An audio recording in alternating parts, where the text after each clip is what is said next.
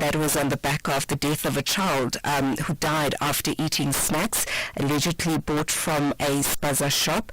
And then yesterday the school nutrition program was actually cleared in Katlehong, this again following the deaths of two children there, where the acting Gauteng Premier saying that tests by the health officials on the food provided through the school nutrition program at Songoba Primary School have cleared the department of any wrongdoing.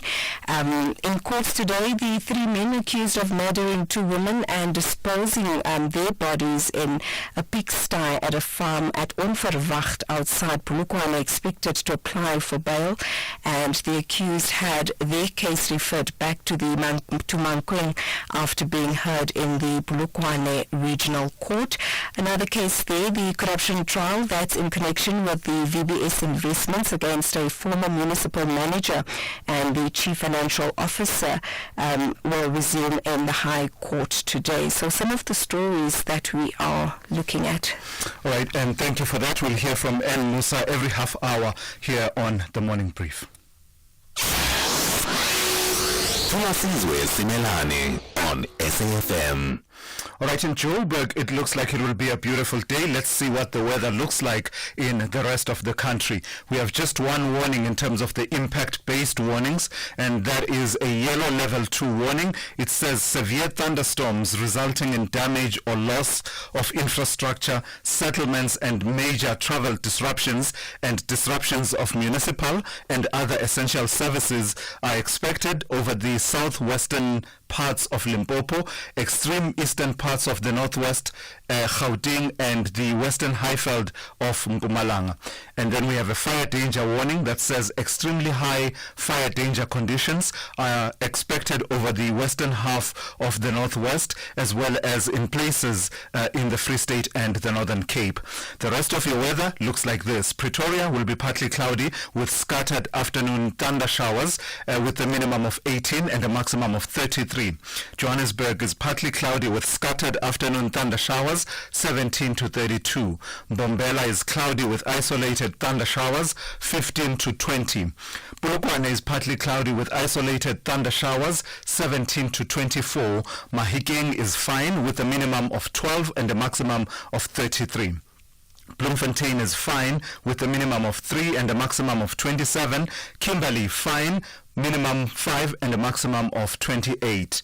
Cape Town is fine and the wind will be light to moderate south to southeasterly but fresh to strong from the afternoon with a minimum of 15 and a maximum of 25. George is fine, becoming partly cloudy. The wind will be moderate to fresh easterly with a minimum of 11 and a maximum of 20. Gqeberha is partly cloudy with a chance of early morning light rain. The wind in Gqeberha will be light northeasterly, becoming moderate southeasterly in the afternoon with a minimum of 12 and a maximum of 19. East London will be cloudy at times with isolated light showers, the wind there being light southwesterly, becoming southeasterly in the afternoon with a minimum of 12 and a maximum of 19. Durban is cloudy with isolated showers and thunder showers. The wind will be moderate to fresh southerly to southwesterly with a minimum of 15 and a maximum of 19. Richards Bay is cloudy with isolated showers and thunder showers. The wind will be moderate to fresh southerly to southwesterly with a minimum of 17 and a maximum of 22. And finally, Pietermaritzburg will be cloudy with isolated showers and thunder showers with a minimum of 9 and a maximum of 19. Are you looking for the best spectacle and sunglass deal? With Specsavers buy one get one offer, you get great value for money. You know you can trust us with over 350 stores nationwide. Get a free pair of branded prescription sunglasses up to 3,200 Rand when you purchase a comprehensive eye test and spectacle frame with lenses on your first pair. Choose from top brands like Police, Hugo, Tommy Hilfiger, Carolina Herrera and more. There really is no reason to go anywhere else. Affordable eye care, Specsavers. T's and C's apply. Witness summer vibes on the cricket field between the women Proteas and the English. Buffalo Park will be colourful during the first T20 with spectacular catches, wickets, crucial runs, 4s and 6s on Sunday 24 November at 2 p.m. Exciting second T20 action between the two powerhouses moves to Willowmore Park on Wednesday 27 November at 6 p.m. They will close the curtain with the third and final T20 match on Saturday 30 November at 6 p.m. What a summer without cricket! Catch the thrilling Women's T20 International Series between South Africa and England live on SABC Sport on DTT Channel 4 and reports on SABC radio stations. Also available at your fingertips on SABC Plus. Proudly brought to you by SABC Sport. For the love of the game. Worldview Update, bringing you closer to international or global news. 22 minutes after 6, let's turn our attention now to the United States, where election day has come and gone, and now begins the count and the race to 270 electoral college votes and reckoning with the decisions of the electorate in that country. Millions of Americans have cast their votes, with more than 85 million ballots having been cast already during the weeks of early voting. The race to 270 currently stands at 211 for Donald Trump and 153 for Kamala Harris, according to U.S. media. Let's turn now to SABC News correspondent in New York, Sherwin Bryce-Peace. Good morning to you, Sherwin. So before we get to looking at the shading of the map in the United States at the moment, let's recap and reflect on voting day, election day. How did that go? How did it play itself out? I saw a few reports that had to do with security concerns in some states. Let me just give you the breaking news right now, Thulasizwe. Let me just update you in terms of the electoral college numbers. The Associated Press has just polled North Carolina for Donald Trump. So his electoral college count is now 230, and Kamala Harris's electoral college count is at 187. So the broad picture there is that Republicans are winning where Republicans win, and Democrats are winning where Democrats win. And so the swing states are where this game is at, and Donald Trump taking a little bit of an advantage now, winning the first southern swing state of North Carolina. He is leading in the state of Georgia, and if he were to win both Georgia and North Carolina, Kamala Harris's path to the White House, to the 270, is much narrower. She must then win Pennsylvania, she must win Wisconsin, and she must win Michigan to get to 270. So the pressure certainly will be felt if you're in the Harris campaign tonight, and a little bit greater levity certainly if you are in the Trump campaign. You refer, of course, to a note that was put out by the FBI earlier. There were some bomb threats, but in the state of Georgia, the key swing state of Georgia, but authority is pointing to a hoax, and the source of that they suggest was from a domain name in the Russian Federation. So a bit of a security lapse there in terms of speculation about what might have been going on there, but authorities saying that the election was secure and that the bomb scare in Georgia was, of course, a hoax of those various polling stations. It's easy, Sharon, is it not, to forget that over and above voting for president, Americans are also voting for members of Congress, but also they have a number of issues that are on the ballot, particularly the issue around reproductive rights. Is anyone paying any attention to those races, or are we firmly fixed on, the position that would have the most impact, which is the White House? Well, the race for the White House certainly is dominating coverage, but I can also tell you that there have been two key projections in a Senate race in Texas and a Senate race in Ohio, which has essentially handed Republicans control of the current Democratic-led Senate. And so Democrats look set to lose control of the Senate.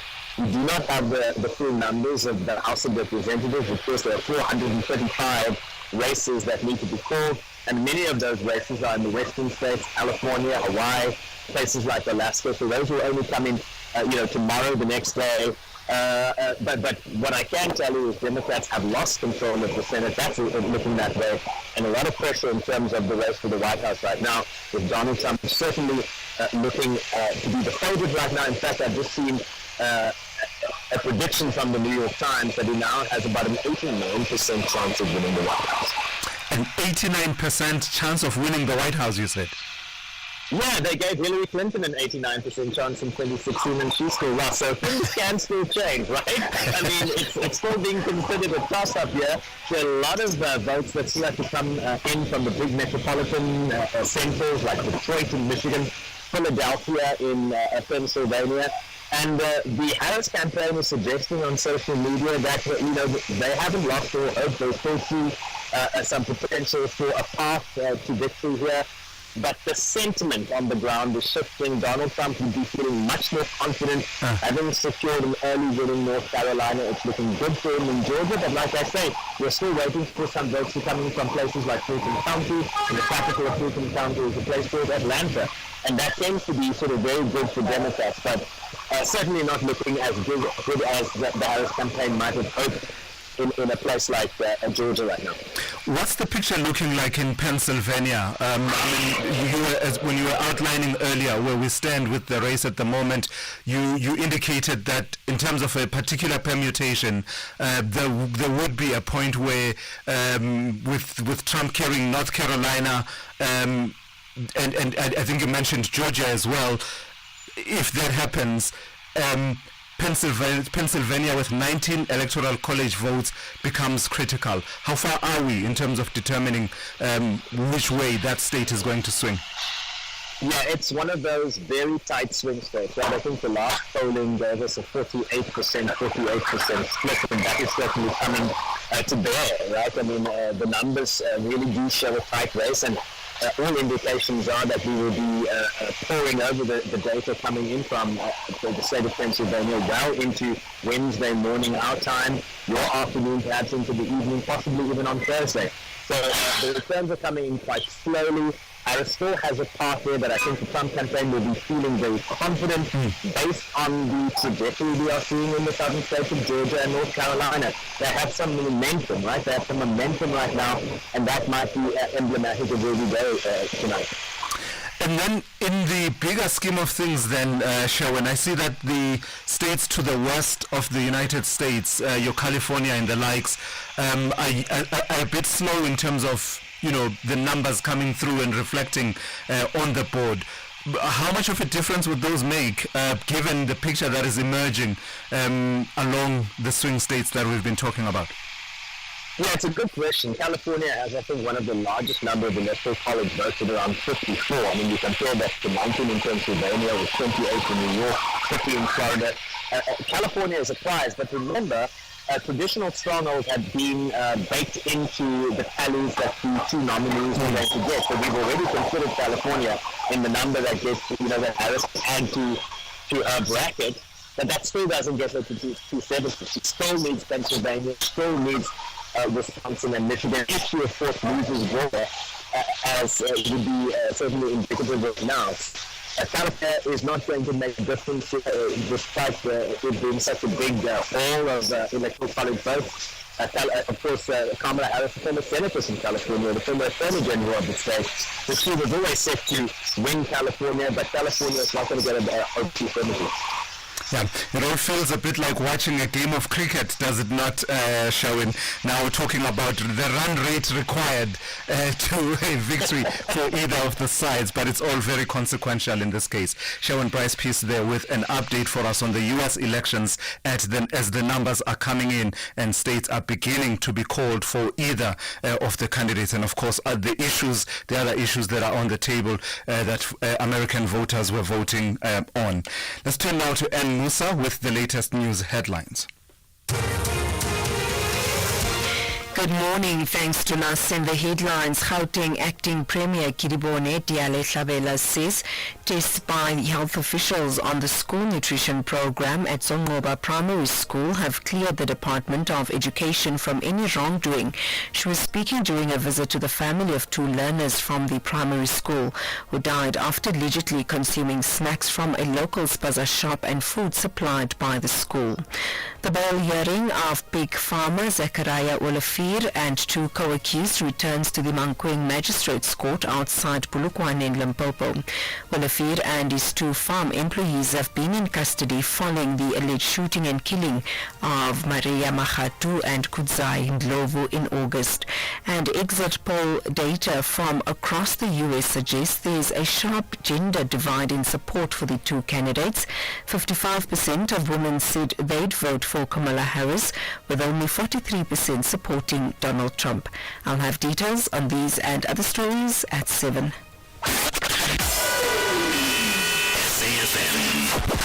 Guiding you through the rush hour traffic.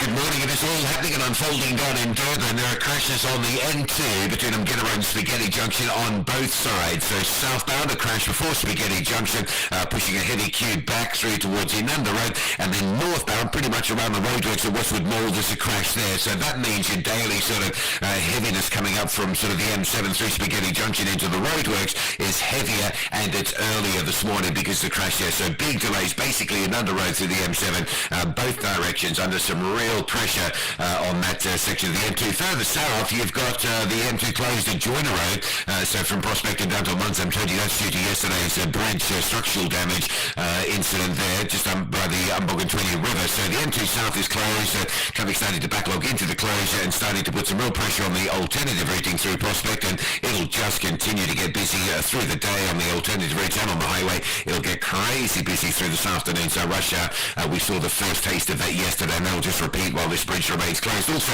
everybody coming north from Amanzam Choti wanting to have a look at what's going on there, so queues up and down 20 Hill area as well. Now the big story we're watching is just a whole pile of traffic going into Cape Town very slowly this morning, M2 full between Spine Road at Khayelitsha and the airport exit, and then from the airport it gets really heavy again through to Jan Smuts Drive. There's only a tiny little gap in that M2, but it is heavy due to some big volumes. Rob Bent, SAFM Traffic.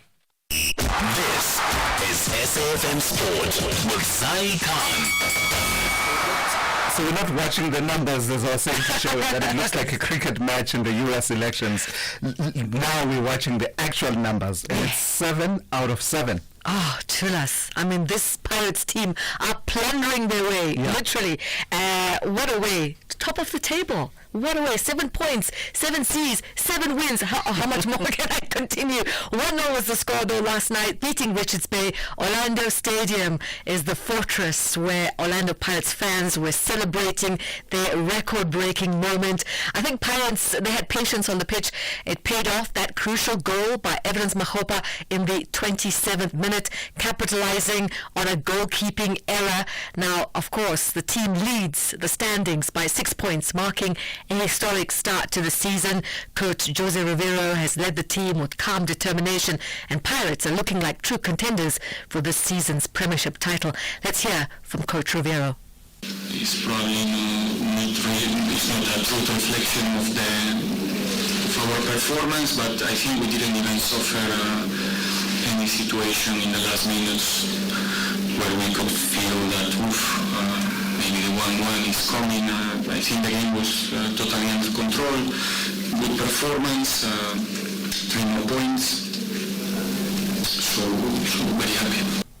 Let's go to action elsewhere. The incoming Manchester United boss, Ruben Amorim Sporting, produced a stunning second-half comeback, beating Premier League champions Manchester City 4-1. Sporting move up to second in the Champions League table, behind Liverpool as they keep up their unbeaten start to the season. City are down in 6th after losing for the first time in this season's competition. In the meantime, United States international Malik Tillman scored and assisted as PSV Eindhoven beat 10-man Girona 4-0 in the Champions League. The victory is the Dutch club's biggest in the league since 1992. The other match saw Liverpool maintaining their perfect record as Luis Diaz's second-half hat-trick propelling them to a 4-0 win over Bayer Leverkusen at Anfield to move top of the table.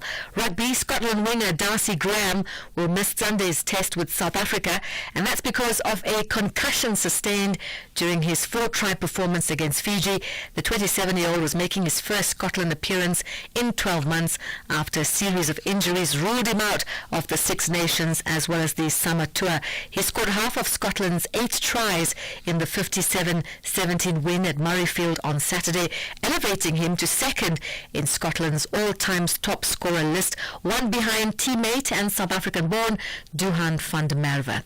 Golf news. Silver Lakes Golf Club's Drickus Joubert carded a bogey-free 6 under par 66 to tie the lead with Paul Boshoff after the opening round of the 6th tournament of the Big Easy Tour at the historic Soweto Country Club yesterday.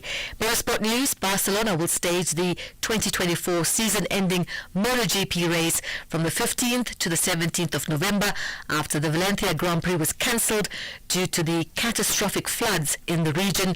The race will decide the outcome of the championship.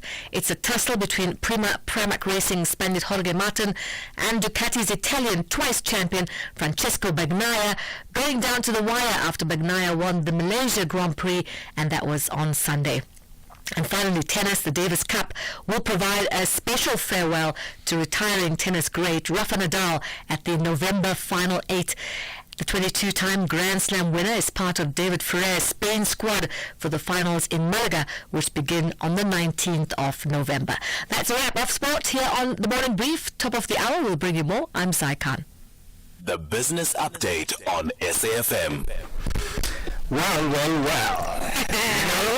I know someone is really excited today. Once in a while, we get what we want, right, Zai? Yeah. Once in a while. We're wholly into studio, kicking and screaming. She's here. Good morning, darling. Morning, Thulas. How are you doing? Very good. This is how it should be. Anyway, just say. Focus on the U.S. election. Yes. In particular, just looking at who is likely to emerge victorious between Kamala Harris and Donald Trump and what implications that would have for China. That's right, Thulas. Now, all eyes are on that election, and Chinese officials keeping an even closer eye on the outcome, as the result may influence the size of stimulus packages moving forward. The world's second largest economy has been struggling due to its own domestic issues, including downbeat consumption as well as that property crisis. Other influences that may slow down growth even further are the trade issues Beijing is facing with Western nations, particularly the U.S. During his campaign, Trump threatened a 60% tariff on Chinese imports, while Harris has not signaled a divergence from the tech restrictions implemented under the Biden administration. And exports have remained an important driver for China's economy, and the U.S. remains one of the top destinations for Chinese imports. Running concurrently, though, with elections in the U.S. is China's week-long meeting, where lawmakers are discussing more measures that are likely to boost growth and get it to the government's target of 5%. And analysts expect officials to green light an even bigger financial boost, including a 1 trillion won injection into banks through special sovereign bonds. And they expect a government bond issuance worth 6 to 10 trillion yuan over the next few years. Now, while a Trump victory could result in even higher tariffs, senior economist at investment bank Natixis, Greg In, says we probably won't get an immediate response from Chinese officials, and that stimulus measures in response to the possible tariffs will gradually be unveiled. The interplay between those elections as well as China's economic strategy is expected to shape global market dynamics in the coming months, to us.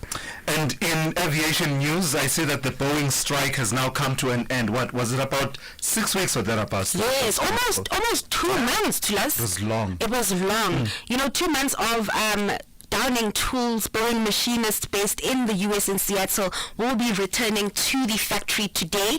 This comes as workers voted in favor for the new wage deal. More than 26,000 union members voted, putting turnout near 80%, and 59% gave the deal a thumbs up, agreeing to a 38% rise spread over 4 years. Now, all parties welcomed the move, including Boeing, unions, and acting Labour Secretary Julie Su, who has has been actively involved in the bargaining talks. This was the first strike to hit Boeing in 16 years. Initially, about 33,000 machinists who work on the best-selling 737 MAX jet, as well as the 767 and 777 aircrafts, were striking while demanding a 40% wage hike. According to analysts, that costed Boeing about 100 million a day in lost revenue and weighed on production, prompting the plane maker to raise about 24 billion rand from investors. So they went cap in hand to investors last week in a bid to preserve its investment grade credit rating. And while machinists are returning to work today and production is set to get underway to make up for lost time during the strike, analysts at Jefferies have noted that the pay increase may add 1.1 billion to Boeing's wage bill over the next few years, just further adding on to the company's overall expenses and weighing on an already crippled balance sheet there. Sure. Turning to the markets, let me guess, the word is jitters. Jitters, concerns, risk. Hey, it's bad. Nail biting. But despite those concerns, markets are in the green. Markets in the U.S. rallied in yesterday's trade, with Wall Street closing high. The Nasdaq making the biggest gains there, up 1.4%. The JSE followed suit. Green screens on that front, with the All-Share closing almost 0.5% higher, fueled by a near 1.3% rise in the resources 10 complex. Moving over to the currency markets, the picture is quite different on that front. For the past few days, we saw the rand strengthening, nearing levels under 17.50, but weakness coming through this morning, with the rand trading at 17.78 to the greenback. Some volatility coming through as we await the outcome of the US election. Looking at Asian markets, traders eyeing that all-important election as well, while awaiting stimulus moves from Chinese lawmakers. While that action plays out, markets trading mixed there, with the Japanese Nikkei trading higher. All right, thank you for that. That's Ndauling Lechela with your first of three updates in terms of the economy, business, as well as the markets here at home and around the world. South African Airways is expanding in the DRC. We now offer direct flights from Johannesburg to Lubumbashi, the heart of the DRC's mining hub. Our convenient arrival time allows seamless connections to key regions like Ndola and the Copper Belt, opening up new growth opportunities. Traders can benefit from our generous baggage allowance, while SAA's superior aircraft belly capacity ensures your cargo reaches most parts of Congo on the same day. Book now at flysaa.com or contact your travel agent. South African Airways, connecting Africa to the world, one flight at a time. The South African government has implemented economic reforms to address challenges in energy, logistics, and the visa regime. State-owned entities like Eskom and Transnet are driving economic growth and job creation. Working with business, government has managed to transform energy supply, enabling private investment in electricity generation. We have had more than 200 days with no load shedding, enabling our economy to grow. Transnet has reduced port congestion, allowing South Africa to benefit from the Africa Continental Free Trade Area, building and transforming the economy. A message brought to you by Government Communications.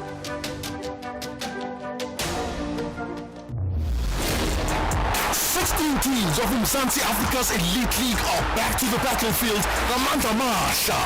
They all believe Ubutukuzaba right, Ube bright, as they navigate the path to the final. This is the second edition of the Carlin Knockout Cup. Fagukesi. Catch the unmatched passion and drama of Thulasizwe Mzansi. The Carlin Knockout Cup, live on SABC 1 and SABC radio stations. Also available everywhere for everyone, always on SABC Plus. Proudly brought to you by SABC Sport. For the love of the game.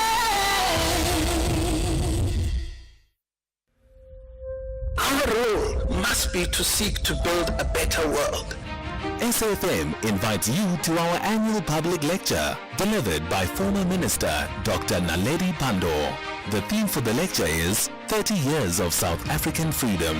reimagining South Africa's democracy, achievements, challenges, and the road ahead in protecting our democratic gains. The lecture will take place on the 21st of November 2024 at the Birchwood Hotel and Conference Center. Secure your seat by emailing us at info@safm.co.za. Today, I'm part of seeking to build a better South Africa. SAFM, leading the conversations that move us.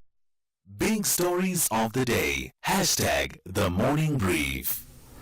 All right, you're listening to the Morning Brief, and it's good to have you with us. Let's turn now to political news and news to do with the Government of National Unity. And we've been hearing from the trade union NEHAWU, the National Education, Health and Allied Workers Union, has condemned what it calls the Government of National Unity's neoliberal economic policy trajectory. In a statement issued after the union's National Executive Committee over the weekend, NEHAWU also criticized President Cyril Ramaphosa's administration for prioritizing austerity measures over radical socio-economic transformation. Let's speak to Lwazi Nkolonzi, who is NEHAWU's national spokesperson. Good morning to you, Lwazi. I wanted to start here. When you say that the Government of National Unity has is pursuing and championing neoliberal economic policies, what do you mean exactly by that phrase, neoliberal economic policies? Good morning to us and good morning to your listeners at home. Look, as NEHAWU, having assessed the socio-economic conditions that face our country, we came to a conclusion that the government is still adamant on pursuing neoliberal economic policies centered on austerity. And this we make mention of because we have seen what the government from the sixth administration up until now has been fixated on, for example, on the public service wage bill, saying that they would be cutting the public service wage bill for an instance. And that is an austerity program, one. We have looked at, in terms of social security, how the government has cut by 8% in the mid-term from now up until 2026, by 8% on social security, on education and health as well. Government is meant to be implementing the national health insurance, but what the government announced in the mid-term policy budget speech, that they would be pumping in nothing less than 2 billion in the midterm. It demonstrates to you that they are still hell-bent on implementing what has been previously implemented, and hence we as NEHAWU are condemning that we can't continue on the same trajectory that we have continued on when we are faced with a crisis of unemployment, inequality, and extreme poverty in this country. Hence, we are condemning them. Is this a feature, this fixation that you what you call a fixation with austerity? Is this a new feature, though? Because as we speak today, we are dealing with the impact of budget cuts that were introduced before the Government of National Unity. It's not a new feature, but it's being doubled down by this new administration. It's not. We would know that the DA has been extremely opposed to a lot of progressive policies. For example, it's the DA that has been hell-bent on saying that the public service is bloated, when we know as NEHAWU that the public service is not bloated. For example, Home Affairs has got a vacancy rate of 60%. Currently at the moment. So it's not a new feature, but it's continuing at an extreme rate as far as we are concerned, having assessed and analyzed. For example, the minister goes to parliament and makes pronouncements about trade-offs, and it's a new thing. For example, saying that the government is going to introduce issues of retirement and early retirement. And how do you then do that when you know that you've got got a crisis of unemployment in this country. So that's why we're saying it's a continuation. It's not a new feature at all, totally. So you're making your dissatisfaction, your unhappiness known, but what actions will you take now? What stance do you practically take towards the government of national unity? Look, as how we have resolved in our NEC that we are going to actually be working on building France and taking action. France on the socio-economic aspect for France, namely education, health, socio-economic and crime and corruption. And we are going to be partnering with progressives. For example, on the education, we are going to be partnering with different organizations that are progressive, that are actually going to be fighting and reversing this neoliberal agenda that is going to be implemented by the sixth administration. From next year onwards, we are going to be seeing now rolling out mass demonstrations and mass actions that talk on to our program of reversing austerity. We are not going to leave it lying down. And we are going to be partnering with progressive organizations going forward and building those fronts that are going to be fighting this program of neoliberal economic policies. All right, let's leave it there. Thank you for your time this morning. That is Lwazi Nkolonzi, who is NEHAWU's national spokesperson. SAFM, guiding you through the rush hour traffic. It's all happening down in Durban this morning. Crashes on the N2, north and southbound, between Spaghetti Junction and Umgeni roads. There's quite a big backlog coming down from Inanda Road on the N2 south and the N2 north, even heavier than normal, with a queue extending back towards Cement Factory. You've got the roadworks going up into Westwood Mall, which causes a queue every day, and this collision just adding to that, causing it to be heavier and to be an earlier queue. So a lot of traffic also just jamming on Wakesley Road going up towards the M7. That's an unusual queue of traffic that we're looking at in that side of Durban.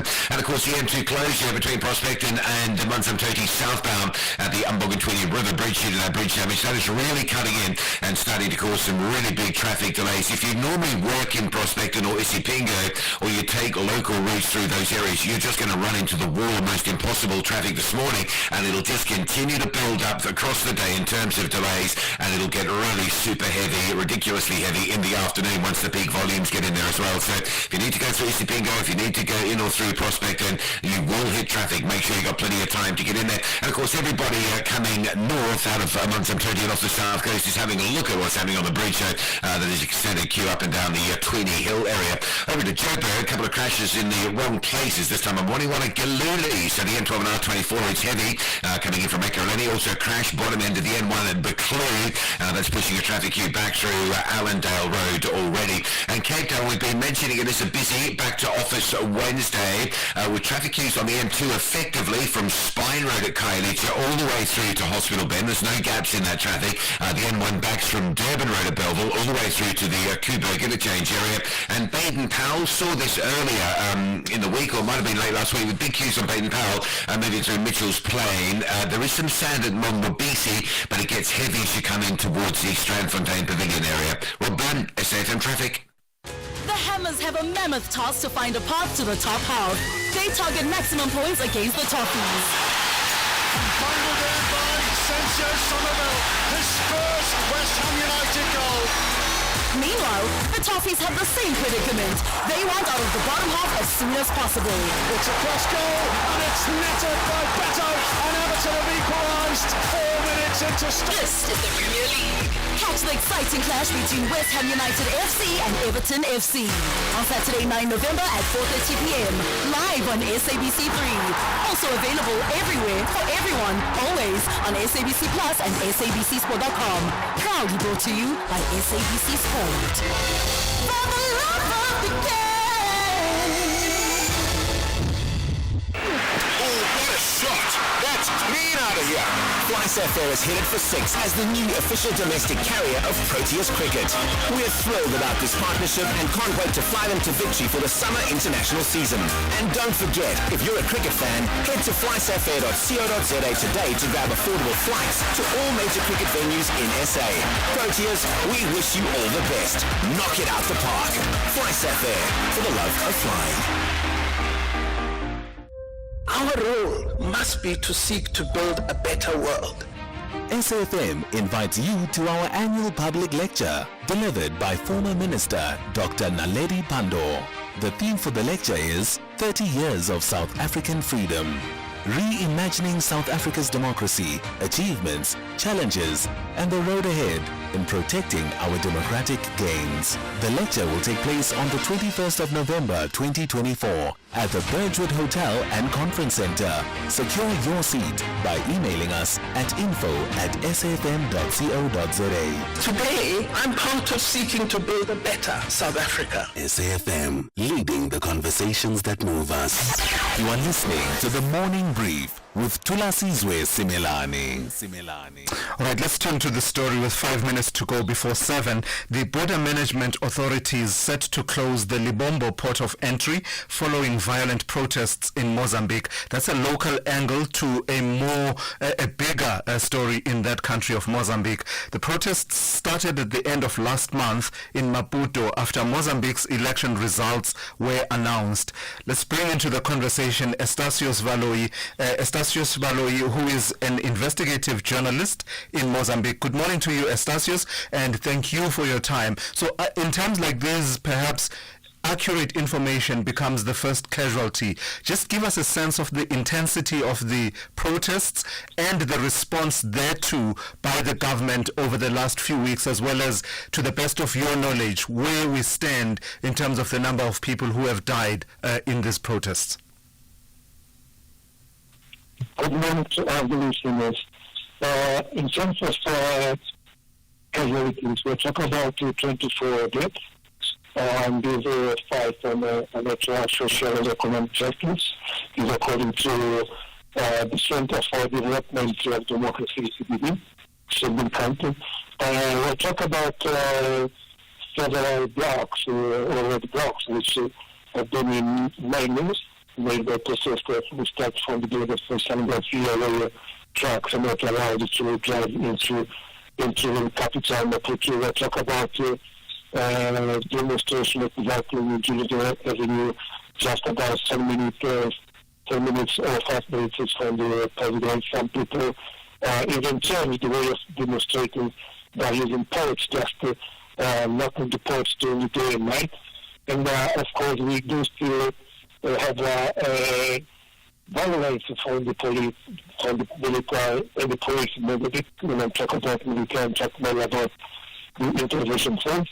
And the last reports that we have in Mozambique when it's back in the Soviet regime. And of course, it wouldn't be for the first time, as I recall. We also did some information during the electoral municipal in 2022, where when demonstrators and the remember during the Azabaya also death demonstration at the same time, according to sources inside the Congress, when these people are joining the Mozambican protection, congressional protection force, and was coming from Bunker. And from the other side, yesterday in the Maputo capital, there's also the medical association organization, which also went out to the street to demonstrate. And of course, also other people have to join this movement. And we having also that kind of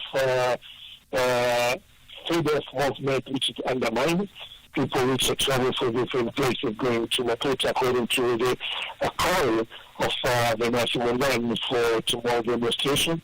The traffic police is asking them to show their identification, and they're asking about where they're going.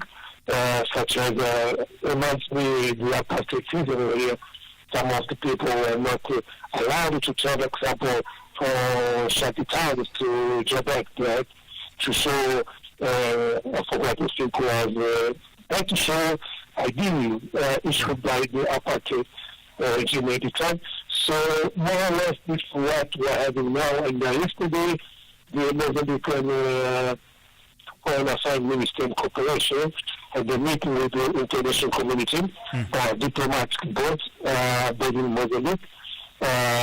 She requested for them, the government request for the diplomats to help them to tackle this issue in a clear demonstration the government is not able to do it. But on the 2022, they told the same diplomats not to interfere on internal issue. Yeah. So I know right now they're calling. It seems to be a reversal of position. Yeah.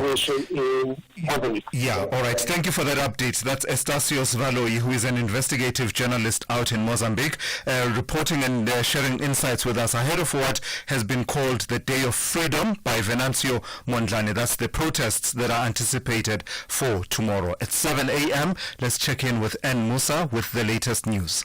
Outsurance will go out of their way to try and save you money on your car insurance. If they can't, ask for 500 Rand. SMS out to 30754. Now that's good news.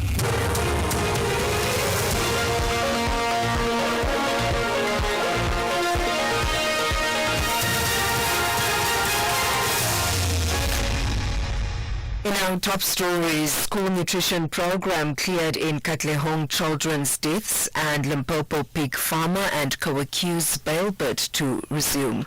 Good morning. Gauteng's acting Premier Kiribone Diale Tlhabela says tests by health officials on the school nutrition program at Sengoba Primary School have cleared the Department of Education from any wrongdoing. She was speaking during her visit to the family of the two learners from the primary school who died after allegedly consuming snacks from a local spaza shop and food supplied by the school. The acting Premier says investigations are also focused on the spaza shop where the children bought the food. Department of Health did the investigations on our school nutrition, and the results were negative, that it's not it, and it is alleged that kids went to different spaza shops to get different things. So we are also to investigate and make sure that we deal with this challenge. The bail hearing of pig farmer Zachariah Olafir and two co-accused returns to the Mankweng Magistrates Court outside Polokwane.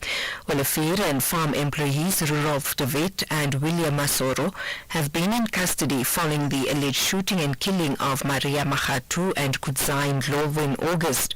The remains of the two women were allegedly fed to pigs at a farm in Onverwacht. Meanwhile, the High Court in Polokwane set aside an application by Olafir's defense in which it argued that a written statement by the pig farmer cannot be granted to the prosecution. The NPA spokesperson Mashudu Malabi Zangi.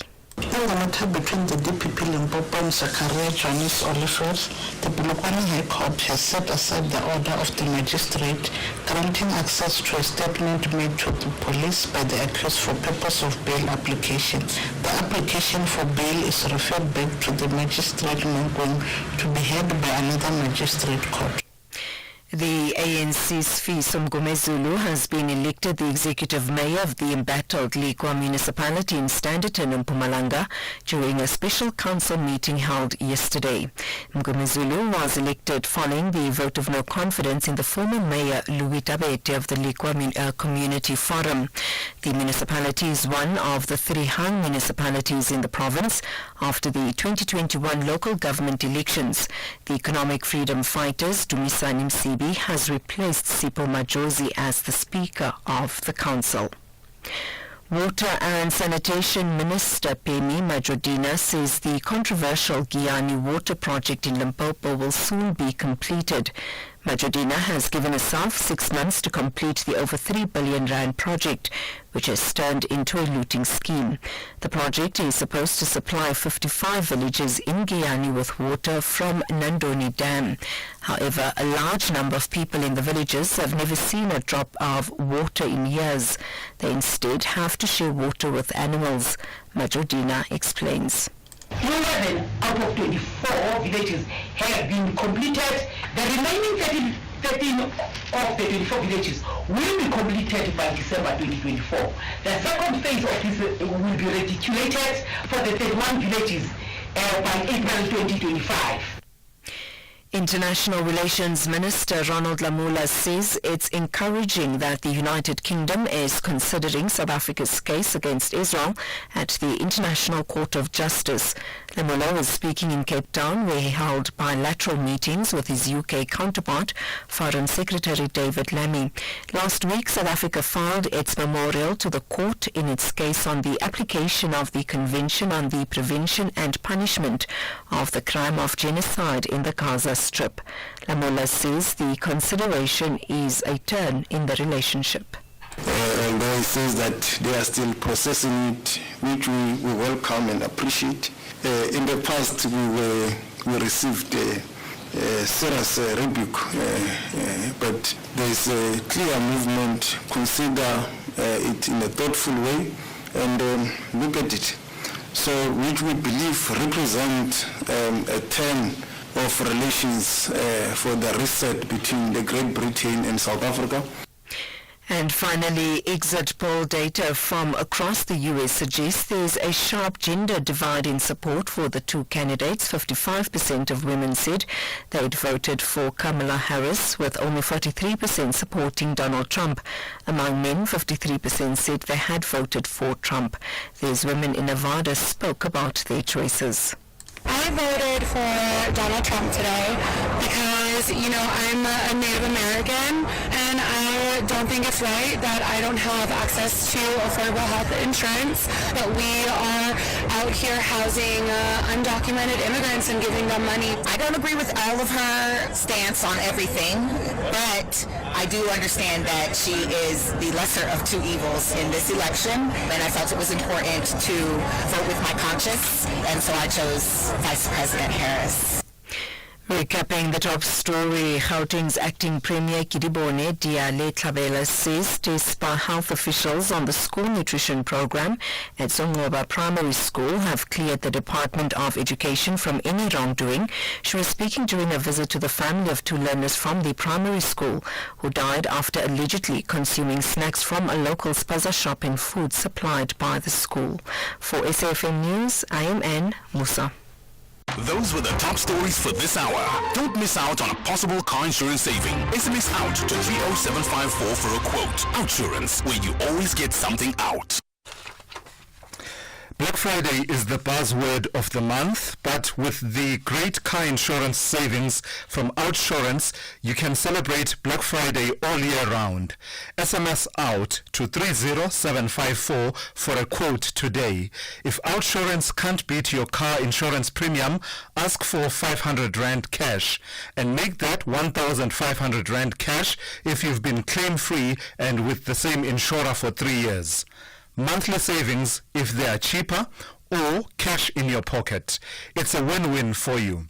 SMS out to 30754 to switch and save today. That's out to 30754. Outsurance, where you always get something out. A licensed insurer and FSP, T's and C's online. SAFM, guiding you through the rush hour traffic. Heading on the run through Mid-Rand with a crash at Beclair interchange, southbound, so big backlogs from New Road, so you've basically got a joined up queue in effect from Brockfontein down to New Road. That's your normal sort of peak time queue, and then from New Road down into Beclair, blocking 2 lanes. That's a really heavy queue of traffic. Joburg bound, crash at Gululi's, M12 and R24, it's in from the east, are pretty heavy, and if you take the Mike 1 this morning, there's standing traffic from Boysons up towards Empire Road in Braamfontein. South of Durban, the M2 closed between Prospect and Amansam-Toti, really starting to cut in and cause problems. Big queues on the M2 south of Prospecton Road towards the closure of Joiner Road. Big traffic on alternative routes either on the Isipingo, Orient Hill side or on the Prospecton side. Don't get a lot of traffic going into work in those areas, and you're just going to hit a big wall of diverting pressure, and it's just going to get heavier as we go through today from this point. Also the M2 in Durban, queuing heavily both ways. Crash northbound near Westwood Mall, southbound before Spaghetti Junction, so really heavy on the M2 both directions. In Cape Town, crash of taxis gone flying off the M2 inbound near the R300, so coming through from Khayelitsha. That's a bit slow with onlookers. And it's worth noting the N7 both ways to Bosmansdam, really jam-packed southbound from Plattekloof Road, and northbound a queue extending right back to Voortrekker Road at Goodwood. Rob Byrne, SAFM Traffic. Good morning to you in your SFM Sports headlines. It is soccer. Jose Rivero celebrating 100 games with Orlando Pirates and setting a new winning streak record. We also have rugby. The Springbok run Nokia expecting a Scotland onslaught at Murrayfield. It's Game On. We'll bring you the stories around 7:30.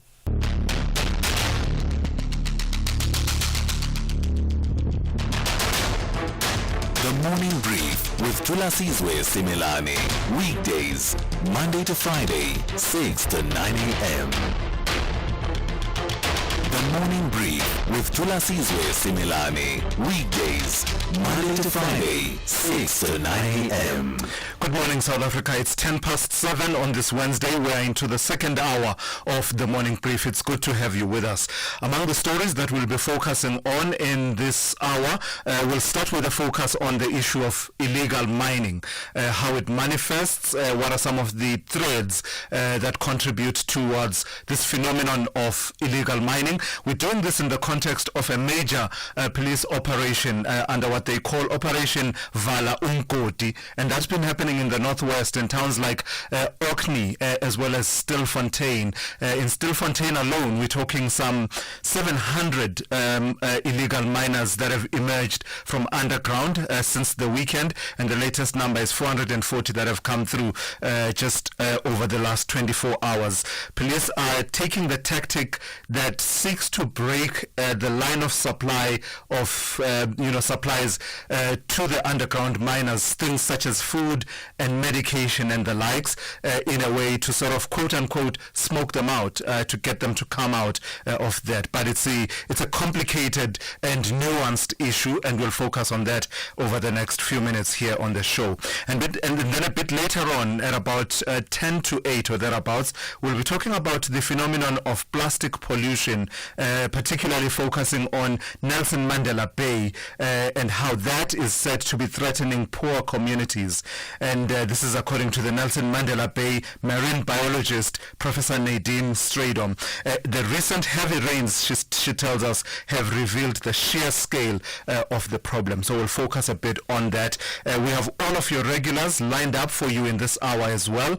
And also we'll be taking your calls, and the number to dial is 086 000 2032. I also want to hear from you on the WhatsApp voice notes, and the number for that is 061 410 4107. This is SAFM. We are leading the conversations that move us. The second hour of the Wednesday edition of the Morning Brief starts now. For 120 years, Rhodes University has shaped history. From Sir George Corey's pioneering 62 conversations capturing the early history of the Eastern Cape, to the first email to be sent in South Africa, and now leading the way in nanotechnology. Rhodes University is more than an educational institution. We are a legacy in motion. Be part of the evolving legacy. Rhodes University, where leaders learn. If you think you cannot afford a lawyer, think again. Clientele Legal has made professional legal services affordable for you. Whether it's a civil, criminal, or labor-related matter, we have a nationwide panel of attorneys standing by to assist you. SMS SAFM to 32195. That's SAFM to 32195, and we'll call you back. Clientele General is a licensed non-life insurer and an authorized FSP. Standard rates and terms and conditions apply. Eskom has made it easy for you to recode your meter. Customers must recode meters by 24 November 2024. All Eskom customers are reminded to recode their prepaid meters before 24 November 2024. If your meter is not recoded, it will not accept legally bought prepaid electricity tokens. Eskom has made this process easy for you. We have pre-coded all meters, and they are ready for you to recode your meter yourself. To do this, go to any Eskom approved electricity outlet and buy an electricity credit token. Our teams are on standby to help you. Thulasizwe Simelane on SAFM. All right, let's begin our focus on illegal mining now. And police say an additional 440 suspected illegal miners have emerged from the underground Margaret Shaft in Stilfontein in the northwest. This brings the number of emerged miners to almost 700 since the weekend. Recent police action blocked critical supply routes to the mine, leaving those underground without essential provisions such as food and medication. Let's start this focus with our conversation with David van Wyk from the Benchmarks Foundation. Good morning to you, David, and thank you for your time. So talk to me about your reading of the effectiveness and desirability of operations like these, operations like Operation Vala Umkoti, particularly focusing on cutting supply lines to the illegal miners underground. Well, I think that it's very problematic to cut supply lines of food and essential medicine to people that are underground because it doesn't really address the problem, but it does constitute a human rights violation according to the Constitution of South Africa. I think that, so long as mines get abandoned, and Margaret Shaft really is a shaft that used to belong to Anglo Gold Ashanti. I'm not sure if it now belongs to Harmony, but it's a disused shaft, and these shafts, so long as they're not properly closed and rehabilitated or re-engineered for other economic purposes and so on, will be an attraction to mine workers, because there are thousands of mine workers that are being retrenched in South Africa all the time. We've got about 6,000 mine workers that have been retrenched just this year, as mineral mining is not sustainable. Minerals are coming to an end, especially around gold, and platinum is no longer selling. We see lots and lots of shafts closing down in the Rustenburg area, and these unemployed mine workers then have to continue making a living. And very often they don't have their pensions paid out. They don't have their unemployment funds paid out and so on. And when we interview people in Lesotho, in villages and so on, they tell us, I'm going back to the mines to fetch my father's pension, or I'm going back to the mine to fetch the unemployment fund and so on. This is a standard refrain that we are getting when we do interview people. And you will see from the footage of the Margaret Shaft emergence of mine works, many of those people are very young people, and many of them are actually South African. They are not all foreigners. Yeah. In fact, talk to that element, David. I will turn to the other aspects that came out from your work, particularly in Lesotho. But talk to the breakdown of who participates in these activities. You say that a large number are foreign nationals, many of them undocumented, but there's a fair amount of South Africans at the various layers. No, that is correct. You see, the thing also is that when people go back to the labor-sending areas, it's a problem because there's no work there.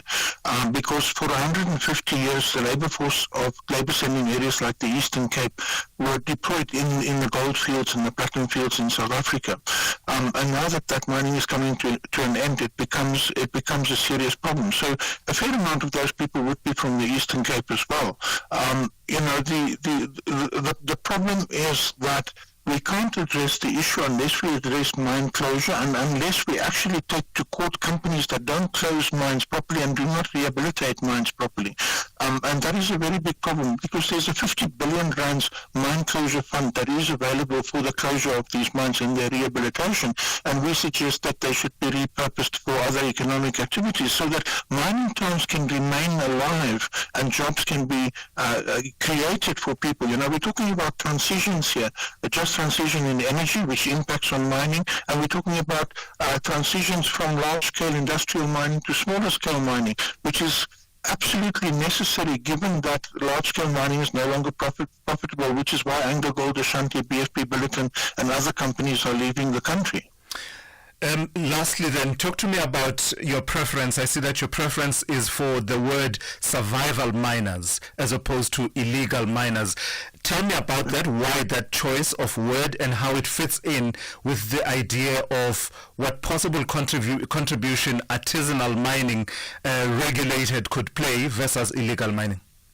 Well, I mean, if you consider that people estimate that the country loses between 15 and 17 billion rands per annum due to so-called illegal mining, if you formalize that kind of mining, it can actually be taxed and there can be revenue for the country.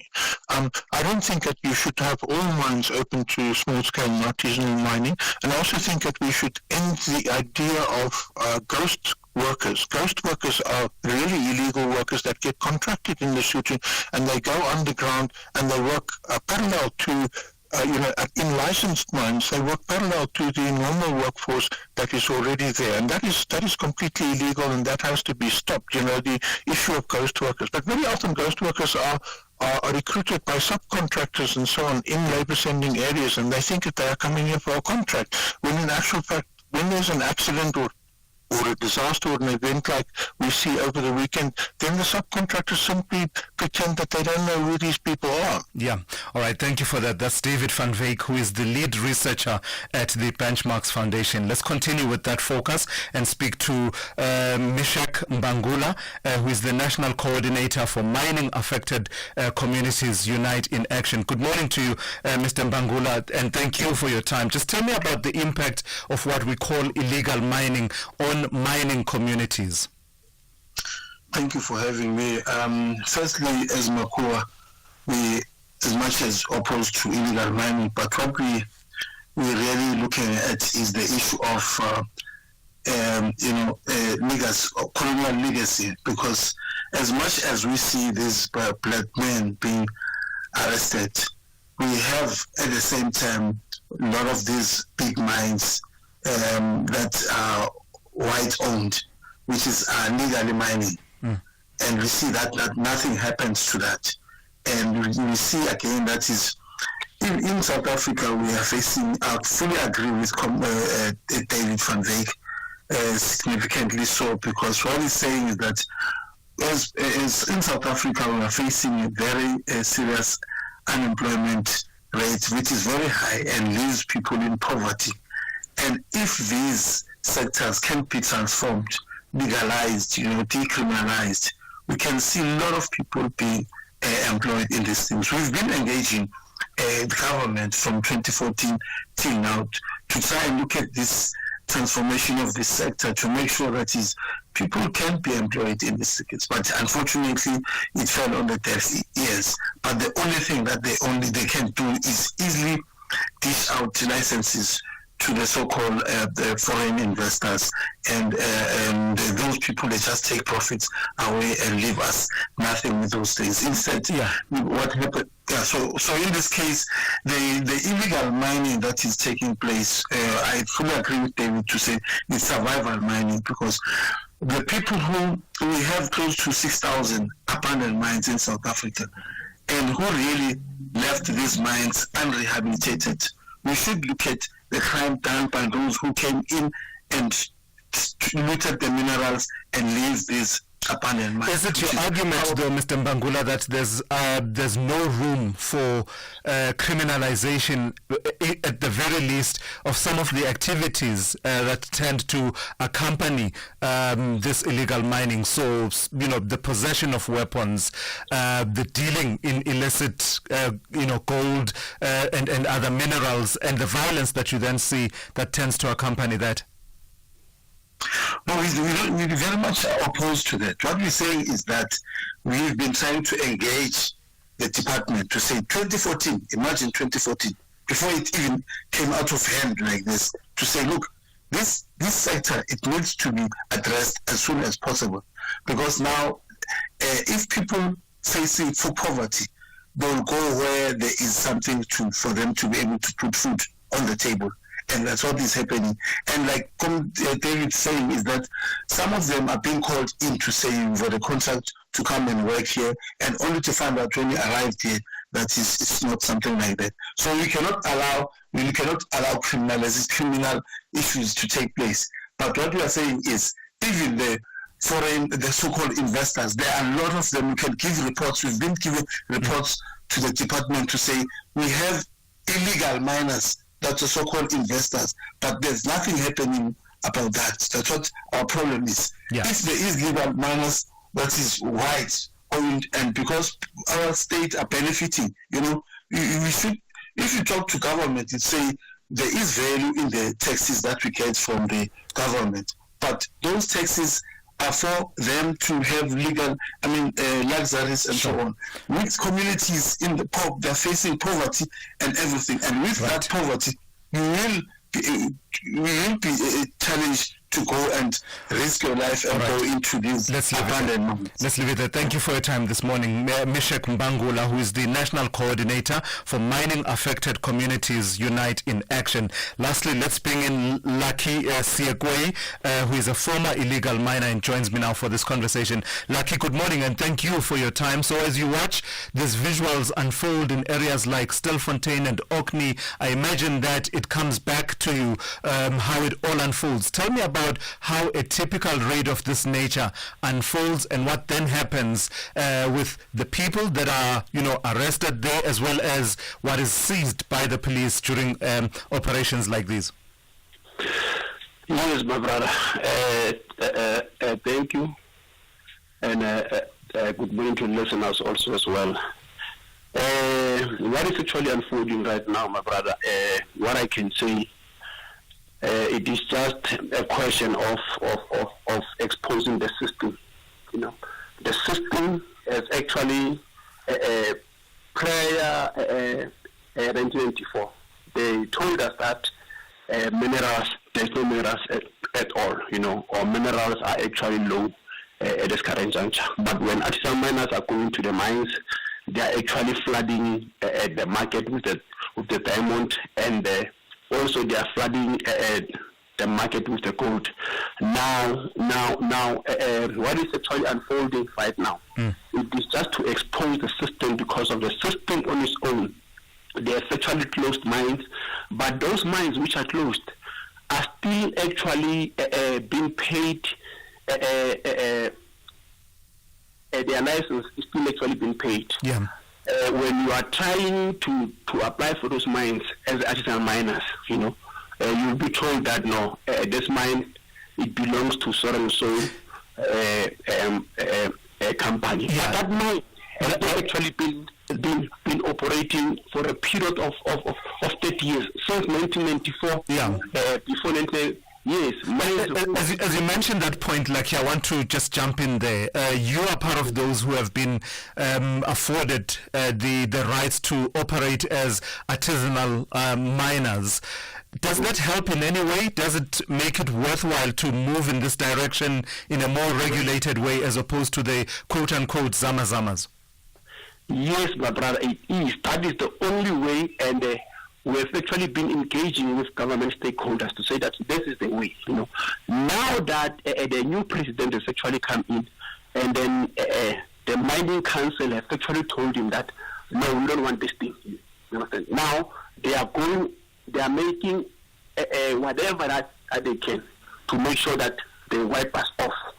So you're saying it's opposed by the Minerals Council, this shift towards artisanal mining being recognized and licensed? Hello? Are you saying the Minerals Council opposes shifts towards recognizing artisanal miners? Exactly my point. That is exactly what it is. So when we see these things unfolding, we are actually saying that we are not actually happy, but we are saying that if you don't have anything on the table, and your only option for you to actually put something on the table is by you going to work, because of currently right now there's no work in South Africa. Right. There are certain jobs for certain people, but when even myself, when I went and became an artisanal miner, it's because of I was actually searching for work. Lucky, let's leave it there for this morning. Thank you so much for your time. That's Lucky Siegwe, who is an artisanal miner and a former illegal miner, bringing to an end just some of the dimensions that we've tried to pull at on the issue of illegal mining over the last few minutes. Final weekend on a high note with Final Analysis on Sunday night. Tune in to Final Analysis every Sunday night and stand a chance to win a hamper worth 10,000 Rand, courtesy of Theodora and SABC Sport. Final Analysis. the premium wrap-up show, giving you match highlights, final scores, post-game reactions, expert analysis, and sport news weekend roundup of the local and international arena. Catch final analysis every Sunday at 8 p.m. on SABC Sport on TTT Channel 4 and 10 p.m. on SABC 3. Also available everywhere for everyone, always on SABC Plus and SABCSport.com. Hashtag We've Got It All. Proudly brought to you by SABC Sport.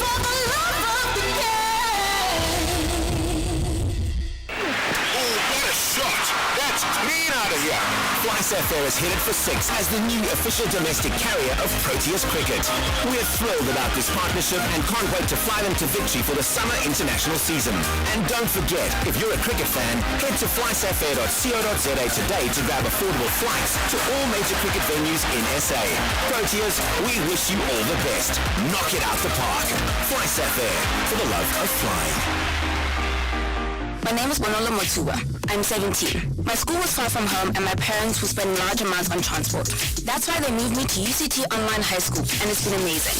With savings on transport and uniforms, I was able to get ahead and stay ahead. Visit uctonlinehighschool.com to learn more. Applications close 29 November 2024. Good morning. In the headlines, more than 30 Mozambican police officers have taken refuge with South African border security at the Libombo border post. The border has since been temporarily closed following violent protests in Mozambique. Gauteng's acting Premier Kiribone Diale-Tlhabela says tests by health officials on the school nutrition program at Songoba Primary School have cleared the Department of Education from any wrongdoing. She was speaking during a visit to the family of 2 learners from the primary school who died after allegedly consuming snacks from a local spaza shop and food supplied by the school. And the FBI has warned that bad actors have been using its name and emblem to spread false blog posts and films about the US election. One fabricated video said it has received 9,000 complaints about malfunctioning voting machines. I'll have details on these and other stories at 8.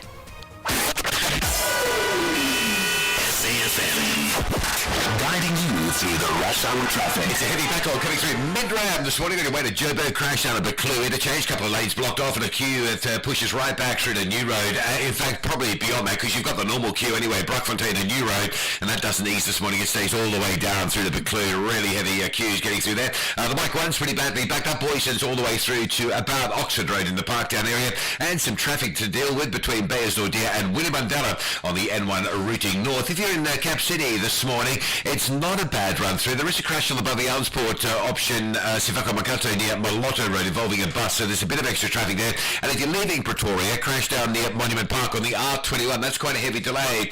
So if you're around Fountain Circle, try and avoid the R21 south. Durban's N2 southbound closure between Prospect and the Momentum 30 really started to cut in and cause problems. Bridge damage there. The N2 southbacks from Prospect and down towards the closure of Joiner. Really busy on routes through Isipingo and Prospect. And earlier crashes on the N2 between Spaghetti Junction and Umgene Road causing major delays, particularly on the northbound. You're queuing from the cement factory area all the way through to Westwood Mall into that one. And Cape Town, there's some heavy pressure on Marine Drive again, Bayside down towards Sunset Beach, and then Milnerton through Pardon Island. There's big traffic on the highways. It's a busy back to the office Wednesday for the hybrid crew. N1 backing up from Belleville's Durban Road all the way through to Elevated Freeway. A crash coming in on the N2 at Khayelitsha, and then pressure from the airport through to Hospital Bends. With your traffic update, I'm Rob Byrne.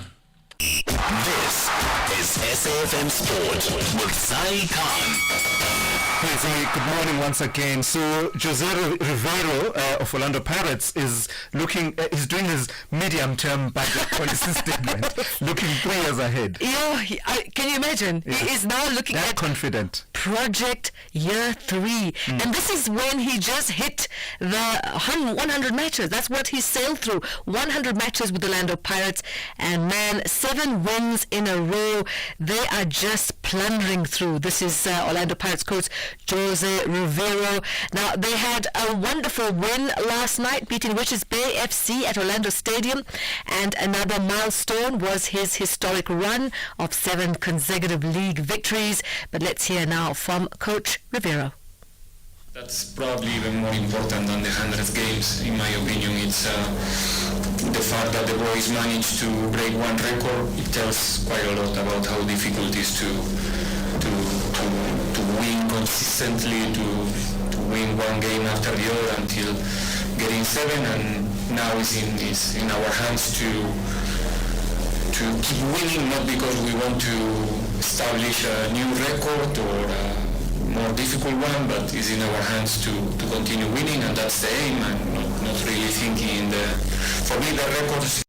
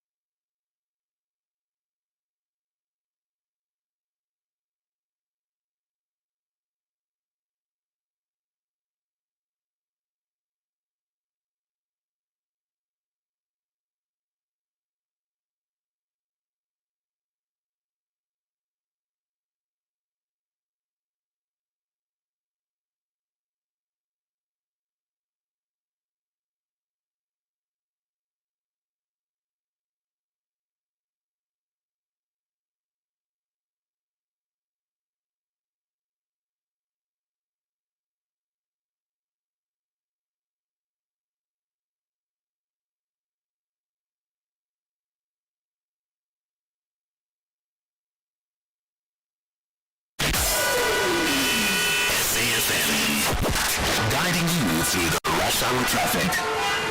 Good morning. If you're leaving Pretoria on the R21 from Fountain Circle down towards Monument Park, an earlier crash there, just holding traffic up. It's a little bit lighter than it was earlier, but it's still very slow. Crash on Roger Dyson before four-tracker, so coming out of the Pretoria industrial area on your way towards the four-tracker road, if you like, that's very slow. The N14 onto the N1, Centurion up through towards John Foster Drive is heavy, and that crash on the N1 South at Buccleuch from earlier this morning, basically holding traffic all the way from Old Joburg Road right through Midrand. The N1's jam-packed today. Crash at Galulis and 12 and R24, it's in from the east to heavy. We've got a crash on the Mike 1 North after Athol Oakland, so from Boysons through to Sandton, there's some real pressure going on there as well. Durban having a very busy Wednesday. This collision on the N2 North near Westwood Mall, backlogging traffic from the cement factory. Separately, and I don't know whether it's related, the M7 from Queensborough down to Bel Air and Wakesley's heavy, and the Wakesley Bel Air on that run up through Chief Albalachuli, some very heavy traffic. The M4 Southern Freeway from Clarewood all the way up through backlog, and of course the M2 closure southbound between Prospecton and the Munzum Toti's got traffic queuing on the highway towards the Joiner Road exit where you come off, and it's putting a lot of pressure on local routes to the side of the highway through both Isipingo and through Prospecton as well. Cape Town, Steel for a slow one inbound on the N1. There's a crash after Hill Basson and a crash before the N7, so coming through from Belleville, the N1 is really quite heavy. Also a crash on the N2 inbound at the R300, backlogging traffic coming in from Khayelitsha side, and no traffic lights on the N2 at Somerset West around Onvavak Road, so quite a heavy way to get through with peak hour volumes being held up quite badly both ways. Rob Byrne, SAFM Traffic. Are you blowing your paycheck on car insurance every month? Monica, 39 from Three Rivers, pays just 1,515 Rand a month for her 2018 BMW 320i. Give Insurance a call. It's a win-win. You can't lose. Real savings, real benefits. Here's Yusuf. Help it out. The service was quick. Absolutely phenomenal service from Insurance. SMS out to 30754 now. That's out to 30754. Outsurance is a licensed insurer and FSP. T's and C's online. Oh, what a shot! That's clean out of here. FlySafair is headed for 6 as the new official domestic carrier of Proteas cricket. We're thrilled about this partnership and can't wait to fly them to victory for the summer international season. And don't forget, if you're a cricket fan, head to flysafair.co.za today to grab affordable flights to all major cricket venues in SA. Proteas, we wish you all the best. Knock it out the park. FlySafair, for the love of flying. The Hammers have a mammoth task to find a path to the top half.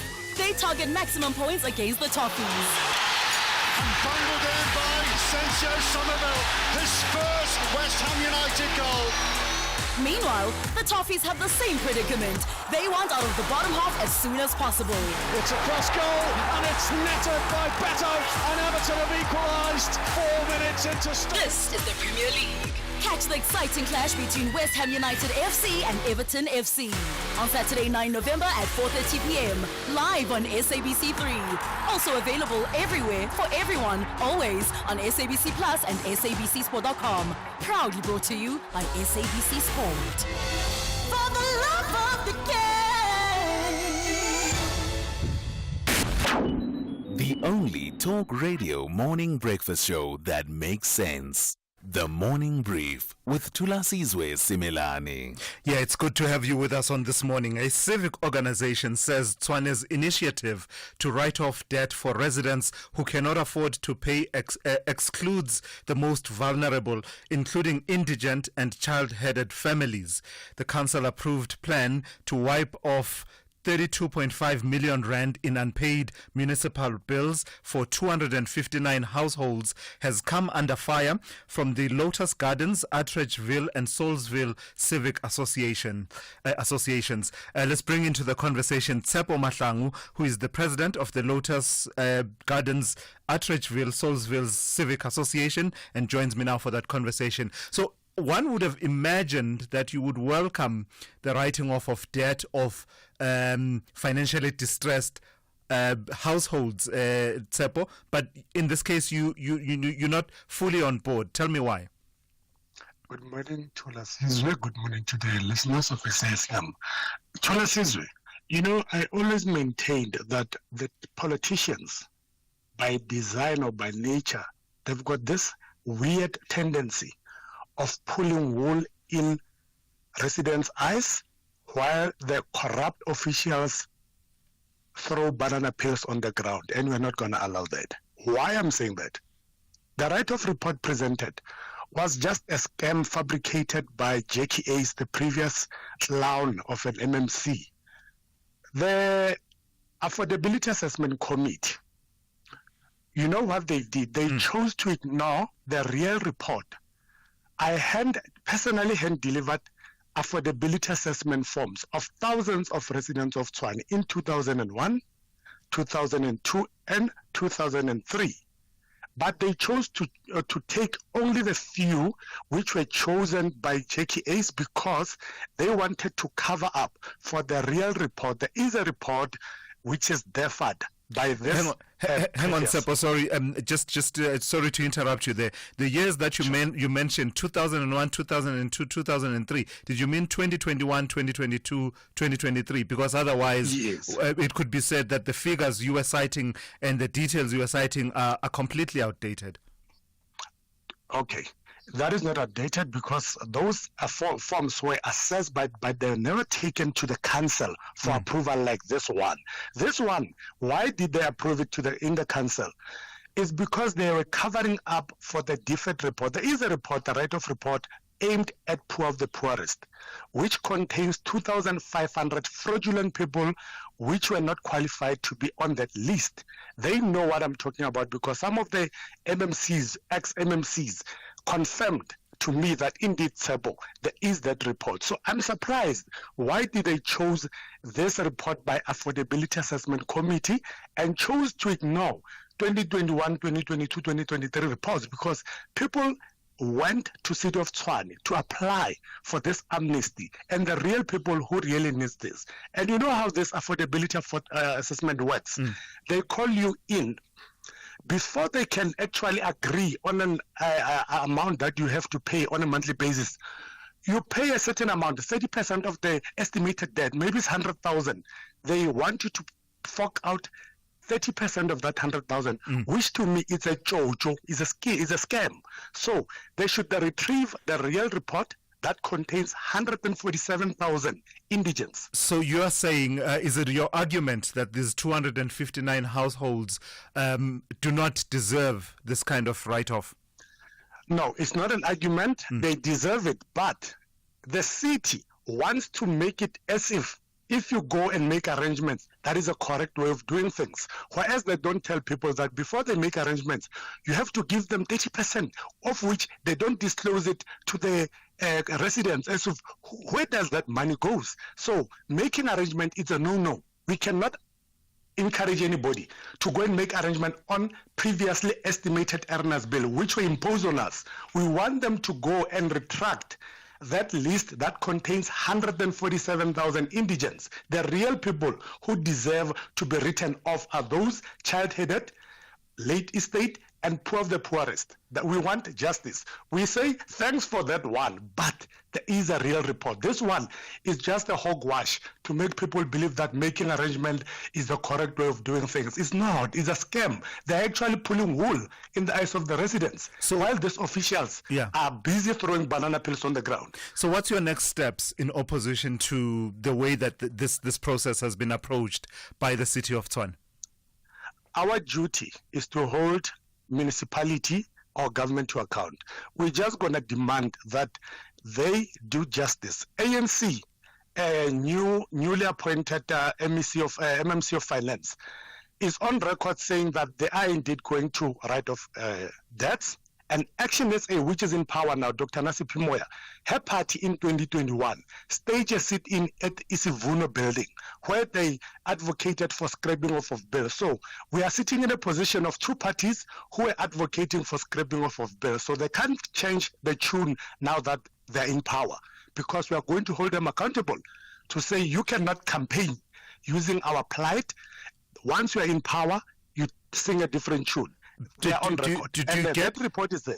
The 30% payment requirement and making of an arrangement, as far as I understand, and I could be wrong, applies to those who, in the assessment of the city, have the ability to pay but have fallen on hard times, and to get them back to a point where they are paying, they need to make this arrangement and then have this debt write-off. Do you get the distinction between that and an indigent household where affordability is really a matter that needs to be taken into account altogether?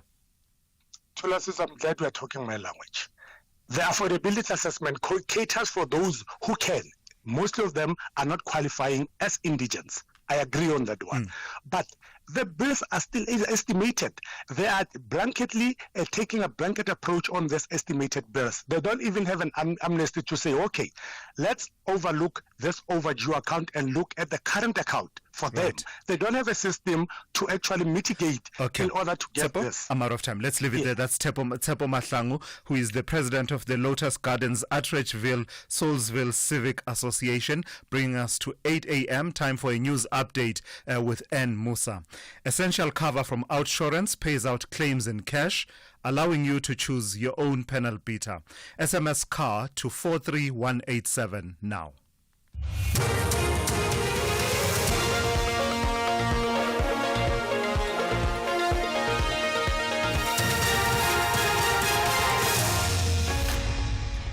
In our top stories, tensions in Mozambique amid threats of a shutdown and school nutrition program cleared in Katlehong children's deaths. Good morning.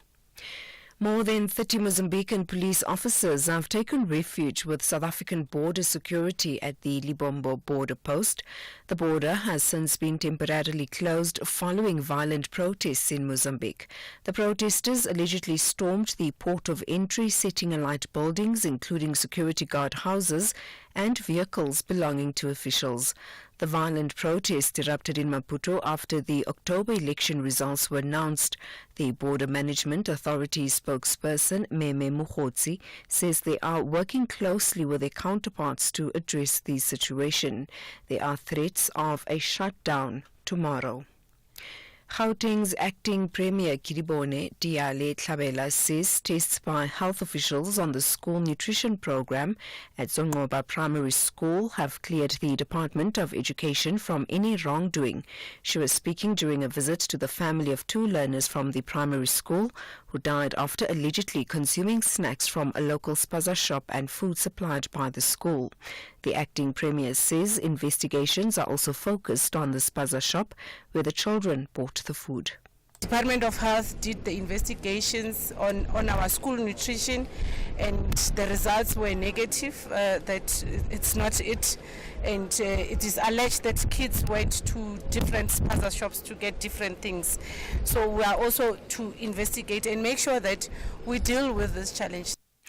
Public Works and Infrastructure Minister Dean McPherson says his department has created what he calls an infrastructure pipeline to the value of more than 60 billion rand. The minister says the objective of this infrastructure initiative is to expand various infrastructure projects within the sector such as water, energy and logistics. He was opening his inaugural meeting with the 9 MECs of Public Works and Infrastructure in Cape Town. To turn South Africa into a construction site is more than just a slogan.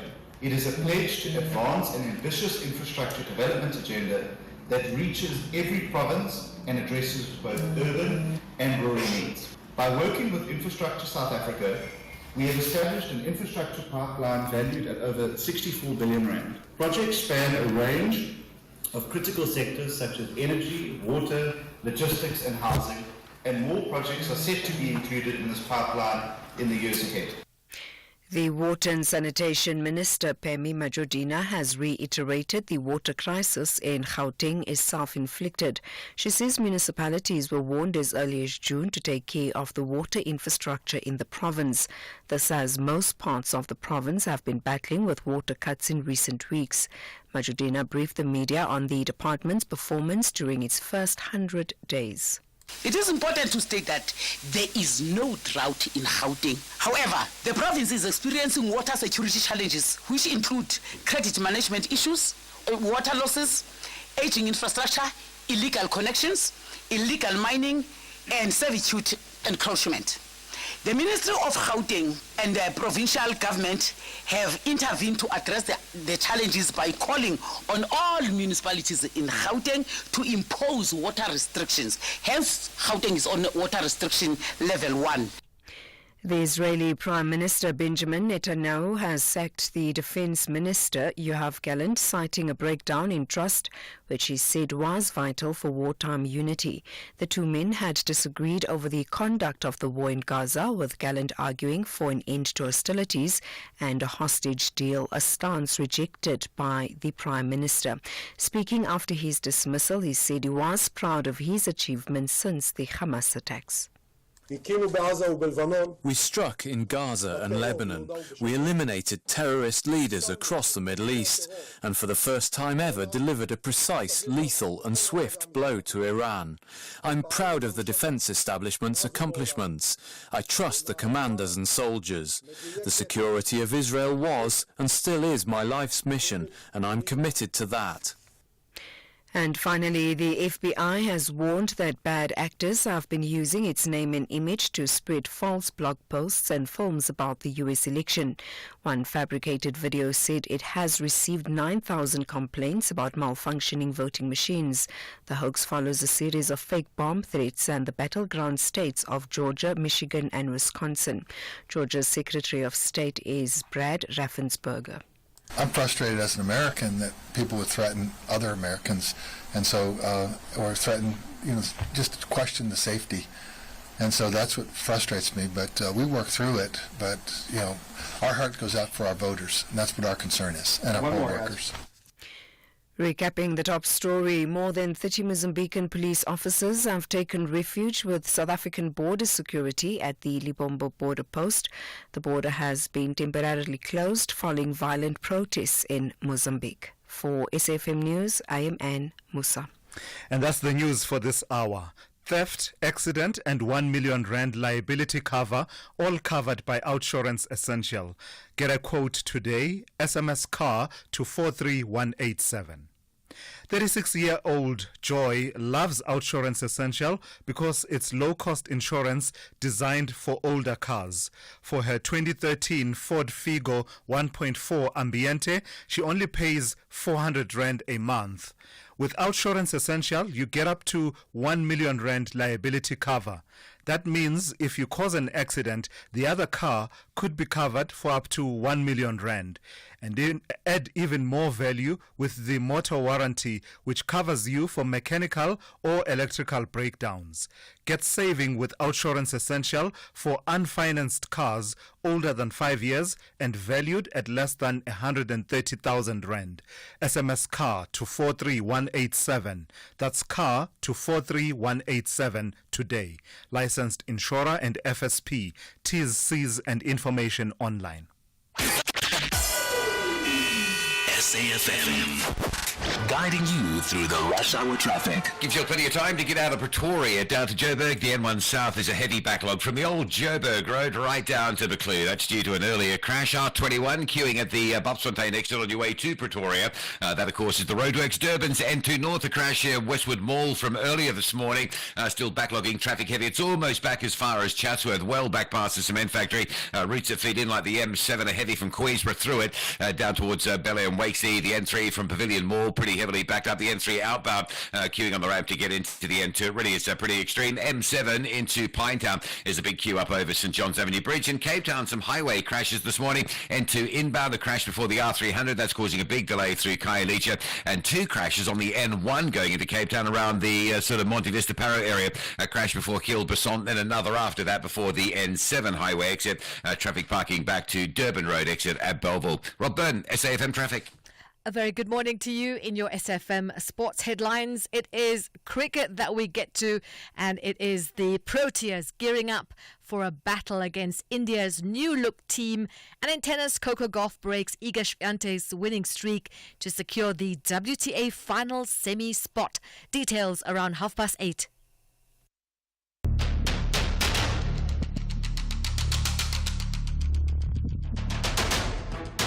The Morning Brief with Thulasizwe Simelane. Weekdays, Monday to Friday, 6 to 9 a.m. The Morning Brief with Thulasizwe Simelane. Weekdays, Monday to Friday, 6 to 9 a.m. It's just gone 9 minutes after 8 on this Wednesday. Good morning, South Africa. We are into the third hour of the morning brief, and it's good to have you with us. Democracy in Southern Africa. It could be said in the words of Charles Dickens that we're living through the best of times and the worst of times at the same time, right? The situation in Botswana, highly encouraging as far as the conduct of that country's democracy is concerned. But my goodness, the concern that is growing about the fallout from the elections held on the 9th of October in Mozambique is growing. You heard N. Musa there reporting about 30 police officers from Mozambique sort of taking refuge now at the Lebombo border post. That border post itself temporarily closed amid the protests that are happening in Mozambique. And the planned day of action that is planned by the opposition in that country. The opposition rejects the outcome of those elections, and we've seen the police cracking down, as well as the defense force also, we are told, is going to be deployed and actually be utilized to quell that situation. That's one of the many conversations that we have started in the last while. We've also been talking a bit about the issue of illegal mining and pathways that people take from, unemployment, from formal employment in the mining sector and other sectors, ending up within the illegal mining space, and also weighing up the policy options around how to regulate that. Is it strict and strict criminalization, arrests and the likes, or do you need to look at other options? Those are some of the conversations that have resonated with me. Give me a call and let me know what has resonated with you this morning. You feel free to add in on this list. You're not confined to the issues that we have raised. Of course, the US election is another issue that we are watching very closely. Keeping an eye on the screens. The number to dial is 086 000 2032. You can also send me a WhatsApp voice note, and the number there is 061 410 4107. This is SAFM. We are leading the conversations that move us. The third hour of the Wednesday edition of the Morning Brief starts now. South African Airways is expanding in the DRC. We now offer direct flights from Johannesburg to Lubumbashi, the heart of the DRC's mining hub. Our convenient arrival time allows seamless connections to key regions like Ndola and the Copper Belt, opening up new growth opportunities. Traders can benefit from our generous baggage allowance, while SAA's superior aircraft belly capacity ensures your cargo reaches most parts of Congo on the same day. Book now at flysaa.com or contact your travel agent. South African Airways, connecting Africa to the world, one flight at a time. There's never a dull moment when South Africa share the cricket field with India. Africa takes on Asia at the battleground of Kingsmead in Durban. What is summer without cricket? Catch the thrilling first T20 international action between South Africa and India on Friday, 8 November at 4:30 p.m. live on SABC3 and 5 p.m. on Radio 2000, with reports on various SABC radio stations. Also available at your fingertips on SABC Plus. Proudly brought to you by SABC Sport. For the love of the game. If you think you cannot afford a lawyer, think again. Clientele Legal has made professional legal services affordable for you. Whether it's a civil, criminal, or labor-related matter, we have a nationwide panel of attorneys standing by to assist you. SMS SAFM to 32195. That's SAFM to 32195 and we'll call you back. Clientele General is a licensed non-life insurer and an authorized FSP. Standard rates and terms and conditions apply. Our role must be to seek to build a better world. SAFM invites you to our annual public lecture delivered by former Minister Dr. Naledi Pandor. The theme for the lecture is 30 Years of South African Freedom. Reimagining South Africa's democracy, achievements, challenges, and the road ahead in protecting our democratic gains. The lecture will take place on the 21st of November 2024 at the Birchwood Hotel and Conference Center. Secure your seat by emailing us at info@safm.co.za. Today, I'm part of seeking to build a better South Africa. SAFM, leading the conversations that move us. Call Thulasizwe now, 086 000 2032. All right, let's take your calls and some of your WhatsApp voice notes now. Let's start with Kandisa in Salisville. Good morning to you, Kandisa. You want to talk to me about the issue of illegal mining? How are you? Very well, how are you? Please go ahead. No, Thulasizwe, I'm in here. I'm in Orkney. I'm in Stilfontein, close to Orkney and in Makrosana. Yes. Look, man, Thulasizwe, you know these things of my illegal mining. It's affecting us as communities of Orkney and Kanana and Kuma, where mines are being closed. And Thulasizwe, you must understand that there's not any activity. If you can come here in Kuma or in Orkney, people are not working. But the DMRE is the one supposed to be blamed, because since 2014, we are looking for mining rights to say, if you don't want this illegal mining, you must give us a mining right so that we must get these rock dumps and whatever. But there are people who are taking advantage of people who are Kuma and Kanana to say they are leaders of communities who are doing illegal things. That's why I want General Libya of the Hawks. He must do in these two areas, so that we must explain to him what is happening around this issue of illegal mining. Yeah. You see? Yeah. Because we cannot allow wrong things to happen to another citizen. Yeah, 100%. There are councillors of Makrosana who have been captured by this whole issue. Right. All right, Kandisa, let's leave it there for this morning. Thank you for that. Kandisa, they're talking about the options that are available, and then the vacuum that he says has been left by the failure of the Department of Mineral Resources and Energy. And I do imagine that there's been a bit of a reconfiguration of that department. But the point is, he says the mining rights are not being granted to enable communities to engage in small-scale, artisanal and regulated mining, leaving that gap open for these kind of activities that we are seeing at the moment.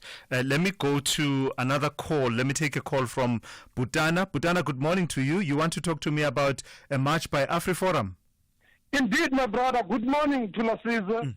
The right-wing racist organizations, they say ANC government has declared a war against Afrikaners and Africans.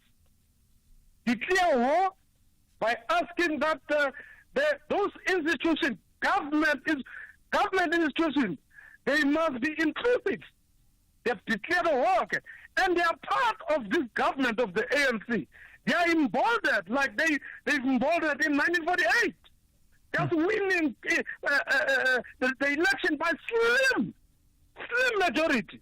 And they embark on separate development. They want to enjoy the same thing. The ANC has allowed them to do it for 30 years. Those institutions belong to all of us. Yeah. They are not for the right wings. If they want to practice separate development, they must create their own institution, or they must go to Ariana at least. I don't know how to even to pronounce that thing. Orania, you say? Orania, correct. Thank you very much. All right, thank you for that. That is Butana in Rosebank there, raising the issue of what he calls a pursuit of separate development. Let's bring in the issue around food contamination and poisoning. This listener is asking, where is the country's number one? Thulasizwe, hi, are you well? This is JCK Kaunda from Osina. Thulas, please advise or inform us, is the president out of the country or not? His silence on food poisoning is deafening. The president is missing in action vis-a-vis children who are being the future generation are dying every day due to food poisoning crisis. Why is he not making family meetings like what he did with COVID? Food poisoning is a crisis. Get the government spokesperson Vincent Magwenya to advise us what can on Let me rest my case for now. Jesse K, Kaunda from Sina. Thank you for that, Jesse K. And I do imagine that message went straight to the West Wing at the Union Buildings, and they heard. Let's see if there's any response to that. Let me take this voice note on illegal South Africans or illegal migrants. Let's listen. Morning, Thulasizwe, this time from Bloemfontein. This issue of illegal mining is a problem to us, especially the guys from Lesotho. The way they are killing each other and terrorizing the community that they are living around when they do this illegal mining is so disgusting. These guys, they have their own fights from Lesotho. They're bringing these squabbles to South Africa, and they will commit India's crimes. You know, there are videos that are circulating in the social medias where they are killing each other, beheading each other in a very brutal way. So this illegal, this mining should be left to South Africans only. All right, thank you for that. Let's take a call now from Maxwell in Tshwane. Good morning to you, Maxwell. You want to talk to me about this concerning situation that we are observing out of Mozambique? Yes, Thulas, and thanks for taking my call, and congratulations to the #1 team in the Premier Soccer League, Thulas. I'll start there. I don't want to say anything. I don't want to be trolled. Go ahead, Stay in the fence, you are right there. Then that situation in Mozambique, Thulas, you've got the person who inciting violence, the leader of the opposition, who's eating sandwich and bacon here in South Africa while he's inciting the people to distract or to ban infrastructure in Mozambique, of which at the end of the day is the poor of the poorest that are suffering, that are supposed to be shot at and killed at the moment. The border is closed where it's SADC, when you need it the most, to last, because they are waiting for almost 20 or 25 people to die there in Mozambique. That's where they'll convey a message to make sure that there is peace in Mozambique. But my worry is the leader of the opposition, if he was caring for the people in Mozambique, he should be marching with them in Mozambique other than staying comfortable in Sandton.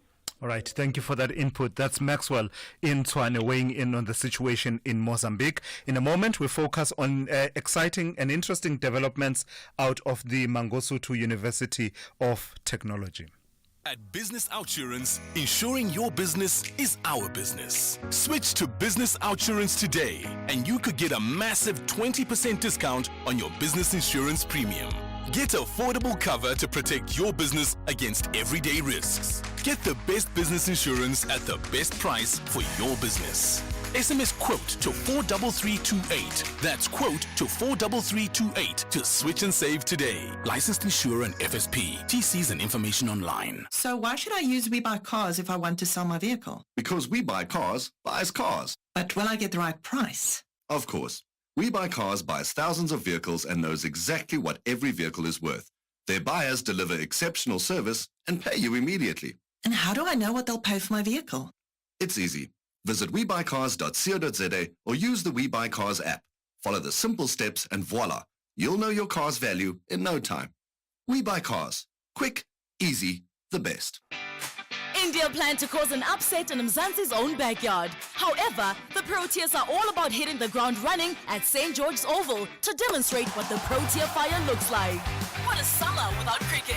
Catch the spectacular second T20 international match between South Africa and India on Sunday 10 November at 3:30 p.m. live on SABC3 and 4 p.m. on Radio 2000. With reports on various SABC radio stations. Also available at your fingertips on SABC Plus. Proudly brought to you by SABC Sport. For the love of the game. Our role must be to seek to build a better world. SAFM invites you to our annual public lecture delivered by former Minister Dr. Naledi Pandor. The theme for the lecture is 30 Years of South African Freedom. Reimagining South Africa's democracy, achievements, challenges, and the road ahead in protecting our democratic gains. The lecture will take place on the 21st of November 2024 at the Birchwood Hotel and Conference Center. Secure your seat by emailing us at info@safm.co.za. Today, I'm part of seeking to build a better South Africa. SAFM, leading the conversations that move us. This is Thulasizwe Simelane on the Morning Brief. 24 minutes after 8, the Mangosuthu University of Technology, the MUT, has officially installed Professor Nokuthula Sibiya as its Vice Chancellor and Principal. Sibiya was installed last Friday during the university's 45th anniversary celebrations. Professor Sibiya, who assumed office on the 1st of August 2024, is the first woman, black woman Vice Chancellor in the university's history. She joins me now on the line. Good morning to you, Prof, and I've got to thank you for your time. So tell me about, from your perspective, the significance of your appointment at this point in the history of MUT. Thank you for having me in your show. Thulasizwe, I must indicate that I was born and raised in Umlazi. And by the way, MUT is the only university that is located in a township. So growing up in Umlazi Township taught me to thrive amid adversity and develop an enduring spirit of resilience and hope. And I can confidently state that my appointment at MUT marks a new beginning for our university and Umlazi Township. So it's quite exciting for me to get the opportunity to go back to my roots, to serve the community, because we often say a child is not only raised by parents, but it's raised by the community. So it's quite exciting for me to go back to my roots. What is your assessment of the state of the university at the moment? We report a lot about the difficulties, and in a moment you and I can discuss some of those. But in your assessment, what kind of an institution do you inherit? I must indicate that we are currently under administration at MUT because of the historical challenges that we have. So it's not a secret that I haven't inherited an institution that faces financial challenges, and these combined with other economic challenges such as high graduate unemployment and increasing student debt is very worrying for me as the newly appointed Vice Chancellor. And this challenge is one that requires very special attention, and I'm committed to seeking funding and partnership so as to establish centers of excellence at MUT as well as other means of improving the financial health of the university. And you have identified the creation of research capabilities, enhancing thereof, as one of your priorities. Tell me how you plan to achieve that against the backdrop you just outlined now of the financial challenges and the university being under administration. Yes, one of the strategies of improving the financial muscle, it is to improve our research output. As you are well aware that for every paper that gets published, for every research output, we get subsidy in terms of money from the Department of Higher Education. So my focus will be on ensuring that all staff members publish at least one paper per annum. And again, the major challenge at MUT is that we only offer undergraduate program. We only have one master's program.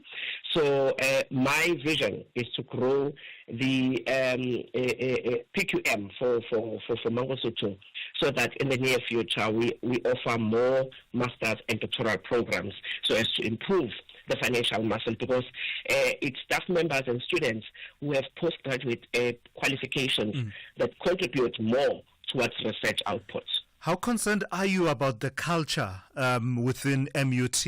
And I ask this question against the backdrop of recent reports that were suggesting sexual exploitation in exchange for grades, specifically in the civil engineering department. You will have seen those, and I imagine as the new leader, that must have given you pause for concern. Yeah, you are very much correct, Thulasizwe. I must indicate that we recently, as soon as I moved into the office, we conducted a survey on institutional culture. And we have received the recommendations from the service provider that conducted that survey. And my focus now is on crafting the implementation plan so as to address all those recommendations that were raised, including the very same that you are referring to, where some staff members have been, it's alleged that they are exploiting students in exchange for marks, which may dent the integrity of our academic programs and graduates if ever this is not addressed. So definitely, you are very much correct. Institutional culture is a worry for me, but I have plans of addressing that going forward. All right, I've got to thank you for your time and sharing those insights with me this morning. We wish you all of the best. That is Professor Thulasizwe, who is the new Vice Chancellor and Principal of the Mangosuthu University of Technology, its first black woman Vice Chancellor in its 45-year history.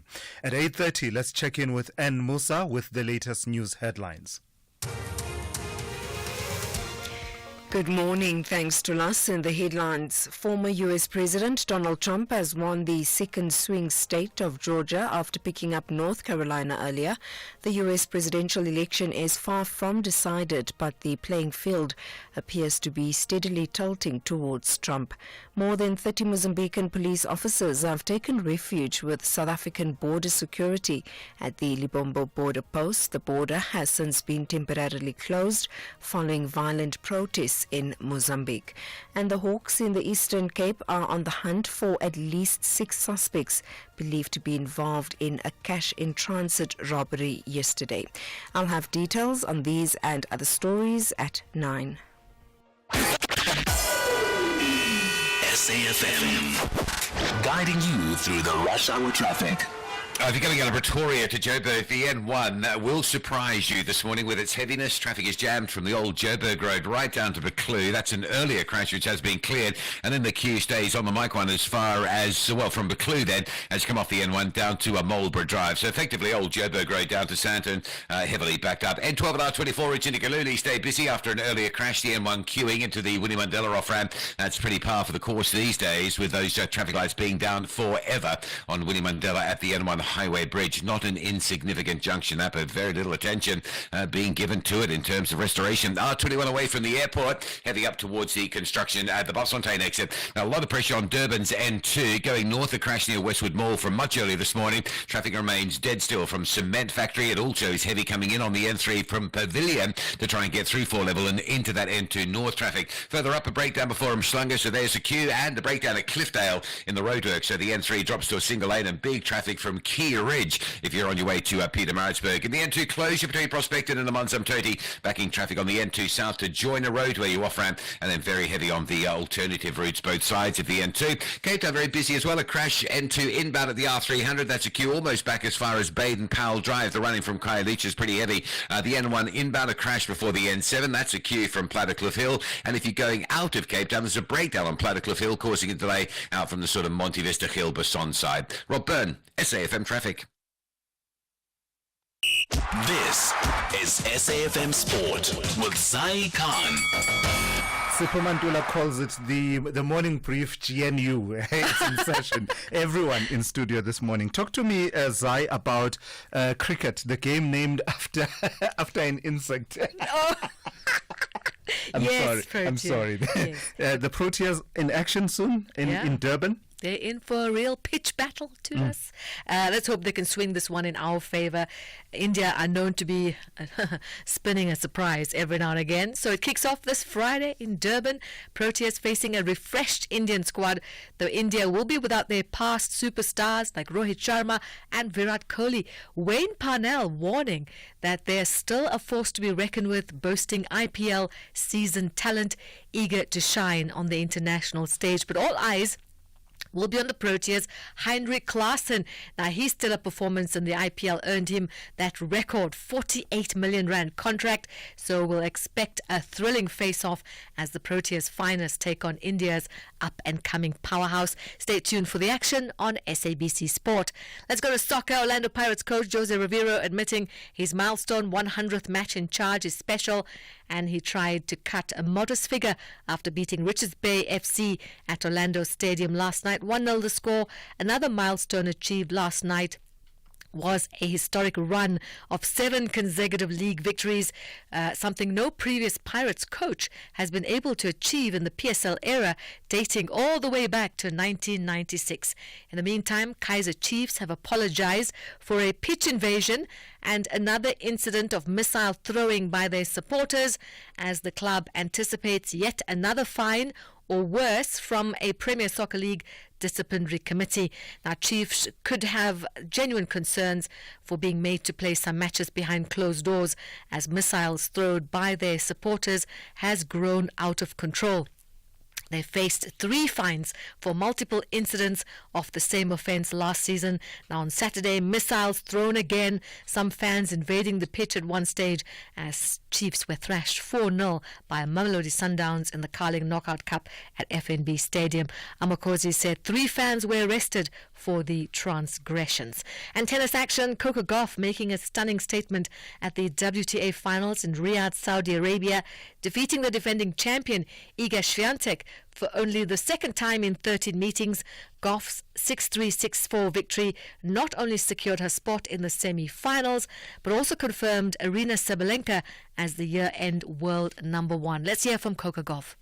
Honestly, just really from the ground and on the return serve, or, the first set, I think I had like 3 straight games in a row with break points, and I didn't let that discourage me. I knew I was going to get it eventually, and even in the last game, I missed 2 foreign returns in then, and I just told myself, it's okay, I'll get the next one, and I did, so. And finally, a tough day on the court for Jessica Pegula, eliminated from the WTA finals after a 6-3, 6-3 loss to the Wimbledon champion Barbora Krejcikova. Krejcikova delivered an ace-laden performance, overpowering Pegula with 11 aces and keeping her composure throughout. That's a wrap of your sport on the morning brief. We'll have more sport for you on SAFM around 12:30 with John Hedeka. I am Zai Khan. The Business Update on SAFM. And that other member of the morning brief, GNU, Dowling Lechala, is here. And Dowling, focus on the South Africa-UK bilateral relationships. There have been some commitments to boost trade there during this visit. That's right. So SA and the UK pledging to strengthen ties. The commitment follows a meeting between the Minister of International Relations and Cooperation, Ronald Lamula, and his British counterpart, David Lammy. South Africa is Britain's largest trading partner in Africa, with bilateral trade totaling 133 billion rand last year. Lammy says Britain has committed to a UK-South Africa growth plan, which aims to boost economic development, deepen trade and investment ties. Key areas of cooperation include increasing agricultural jobs in rural South Africa to enhance exports to Britain, counter terrorism, and a just energy transition. Now, Lamula said that trade and investment between the two nations stagnated due to COVID-19 and domestic challenges on both ends. He emphasized the need for a reset and welcomed the reaffirmation of their bilateral relationship. Now, this is Lammy's first official visit to Africa as Foreign Secretary. Ahead of his SA stop, he also visited Nigeria. The Labour Party's Lammy on tour in the continent in an attempt to refresh UK-Africa relations, which have faced challenges amid China's growing influence as a trading partner in the continent. So transformation, equality under the spotlight, and inclusion under the spotlight at the JSE, and the numbers are not stacking up well as far as gender representativity is concerned. Now, this is according to a report by shareholder activist group JSC. It's titled Women in Leadership, and the findings unveiled marginal gains in women board representation, reaching 36%. Executive level representation, however, has declined to 23%. Now, only 5 companies in the JSE top 40 have women board chairs, specifically Implats, ShopRite, Sasol, Standard Bank and Capitec. And just 4 companies are led by women, including recently appointed Mary Vilagazi, who's the top boss at First Rand, Mpumi Madisa, who runs Bidvest, Bettina Engelbrecht leads Clicks, and Nombasa Tsengwa, who is the CEO at Exaro. Out of the top 40 companies, Bidvest stands out with 64% women board representation and 58% executive positions held by ladies. The basic materials industry, comprising mining, metals, chemicals and energy, has shown better than average women representation on the board level. Companies such as Exaro, Impala Platinum and Northern Platinum have achieved gender parity, but its counter, Sibanye Stillwater's women representation dropped to 17% from 31% in 2023. Looking at the global picture, South Africa ranks 8th among G20 countries in women board representation with a 22% average. Jeshe, in the meantime, is urging more companies to commit to 50% women representation targets.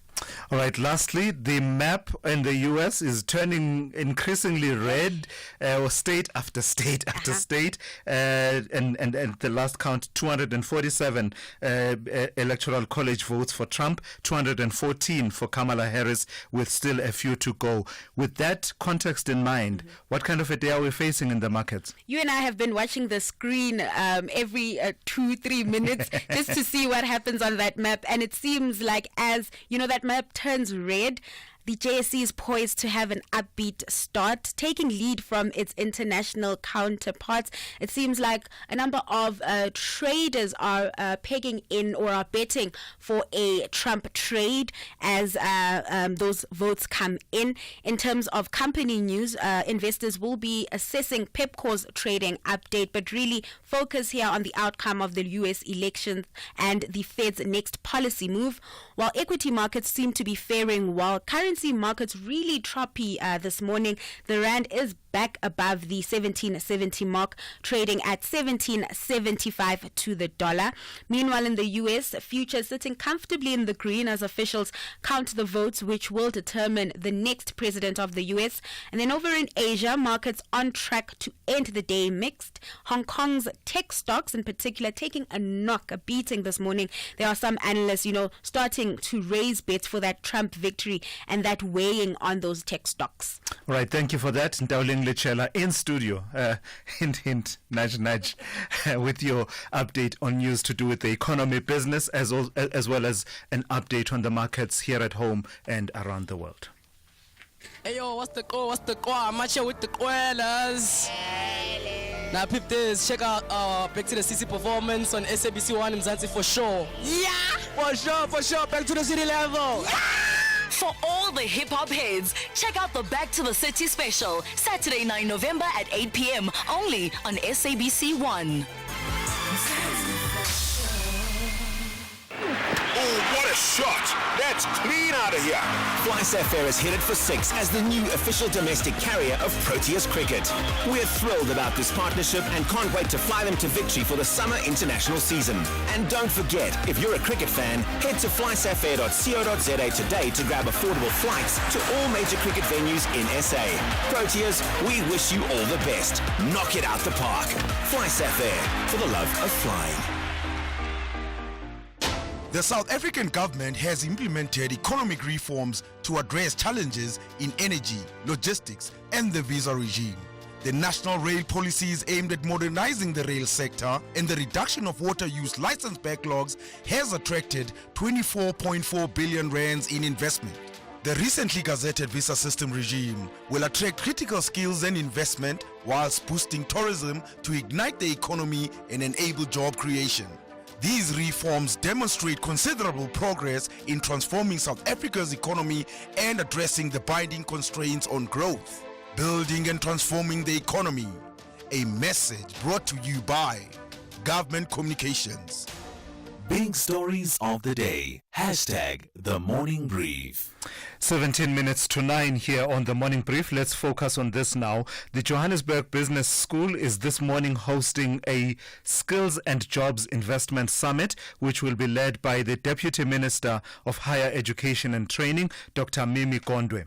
According to its organizers, the purpose of the summit is to bring policymakers, heads of TVET colleges, organized business and academia into one room to deliberate and come up with tangible commitments on how to improve skills levels in the country. I'm joined now by Professor Randall Carolison, who is the Dean of the Johannesburg Business School at the University of Johannesburg. Prof, good morning and thank you for your time. You as organizers have framed the summit as being urgent in the context of an unemployment rate that translates to 45% among the youth.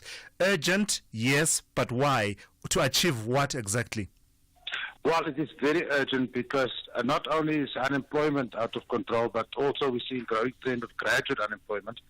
And even more worrying, we are seeing unemployment of STEM graduates, which we always thought was going to be the mainstay of our, shall we call it, our employability criteria. So it has become a crisis. And when myself and the Deputy Minister, Dr. Gondwe, had a discussion, and also Dr. Alistair Mokoena, we said, what is wrong? We have so much money that are floating around in the country for aimed at skills development, and yet we don't seem to be able to achieve the desired results. And in our discussions with private sector, they said that the universities are not responding to the new needs of the new economy. And therefore, we are bringing everybody together, not in the same room, so that we can overcome whatever obstacles exist and get an agreement on what are those skills that we should be providing to the private sector. Do we have a better understanding of where the mismatch lies? I mean, you mentioned a few minutes ago about a growing problem of unemployment of STEM graduates, science, technology, engineering, and mathematics, yes, that we always thought would have a better pathway to employability. So where is the disconnect between what the economy needs and what the training institutions are providing? So it actually goes right back to school and undergraduate studies. You know, that the growing tendency for people to rely on maths literacy, for instance, for me is a big concern. But being that as it may, that must be corrected. But at the moment we are saying that we will correct that, and that will take some time. But we cannot continue to also exacerbate the problem of adding another pool of unemployed people to the existing things. So the new skills that are required are quite clear. I mean, if you talk to other countries, you look at South Africa's critical skills list, then you can begin to get a very good sense of what are the match with private sector. Mm. And if you talk to private sector, they will tell you exactly. So, for instance, most universities have computer science and information systems departments. But I haven't kept up with the rapid pace of AI, the involvement thereof into our daily lives, and the new skills that are required for the new economy. Those are critical questions we need to answer. And unless we get everybody on a good faith basis into the same room and say we need to solve this as South Africans, we are keep on going to blame each other for not producing the right results. So other than resolutions and perhaps a declaration, what will this summit come out with that is tangible and implementable? Well, the Deputy Minister is quite clear. It's not going to just be another talk shop where we're going to rehash and rediscuss problems. We are going to, and we've told our partners that we've invited, there's CETAs and private sector, and even the Auditor General's office, often seen as an obstacle for the flow of funds. We are going to say to them that they must commit to numbers that they can absorb within their companies to give these STEM graduates that are working, not just STEM graduates, but all graduates, the opportunity to get some job experience and actually reskilling on the job while we're busy with a big project of repurposing and reconfiguring our entire education system, or even our education system for that matter. Lastly, how important will the technical vocational education and training colleges, the TVET colleges, be in this whole conversation? Absolutely. They are also invited. The big tragedy is that in our transition, that they were almost given a second-tier status. And wherever you go in the world, and I was fortunate just to go around the world, is that technical skills colleges or technicons highly sought after degree qualifications, and qualifications that actually do pay very well. And in fact, if you look at the shifting international demographic profile, as the big countries are running out of youth, they are increasingly taking African youth, which has got the largest part of the youth population, and they reskill them into the skills that we exactly need in our country. So it's a bit ironic. All right, thank you for that, Professor Randall Carolison. An idea just struck me that perhaps we should publicize the critical skills list and just make sure that everyone is aware. These are the skills that the economy needs, and how do we move in that right direction? Professor Randall Carolison is the Dean of the Johannesburg Business School. SAFM, guiding you through the rush hour traffic. Still busy through Midrand, although starting to ease. There's some pressure still between the old Joburg Road and New Road as the backlog down to an earlier crash at Buccleuch sort of makes its way through there. N12 and R24 into the Galulis from Ekurhuleni stay heavily backed up from their respective Edenvale exits, and the R21 queuing up towards the Bobsfontein exit. That's reasonably heavy for motorists leaving the airport on route towards Tembisa and Pretoria side. Now, Durban, the N2 North, it's been badly backed up into a crash near the road to exit Westwood Mall, running northbound. The traffic still heavy from sort of cement factory territory, if you like, all the way through the M7 through Spaghetti Junction and up towards that crash scene. There's also the backlog of the N2 South, which is probably going to be with us all day today and late into this evening, as we saw last night. The N2 closed between Prospector and the Monzam Toti, so the N2 queues down to Joyner Road. There's some real heavy pressure on the Prospecton Road, moving through Prospecton towards the Athlone Park area. Is one of the major alternative roads. N3 towards Pietermaritzburg, bad backlogs there as well. A breakdown in the road to exit Cliffdale, one lane open.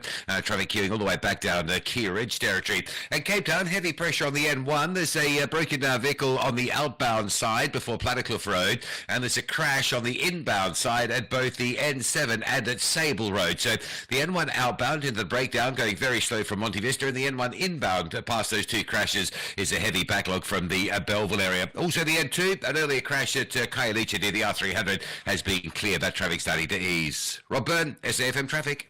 We definitely know what good insurance is. Our insurance don't delay when it comes to any claims. If something happens to one of our vehicles on the road, service delivery is the main thing. They make sure that you are a satisfied customer from the beginning to the end. It's definitely a win-win with our insurance. Switch to Business Outsurance today, and you could get a massive 20% discount on your business insurance premium. SMS quote to 43328. That's quote to 43328 to switch and save today. Licensed insurer and FSP. TCs and information online. There's never a dull moment when South Africa share the cricket field with India. Africa takes on Asia at the battleground of Kingsmead in Durban. What is summer without cricket?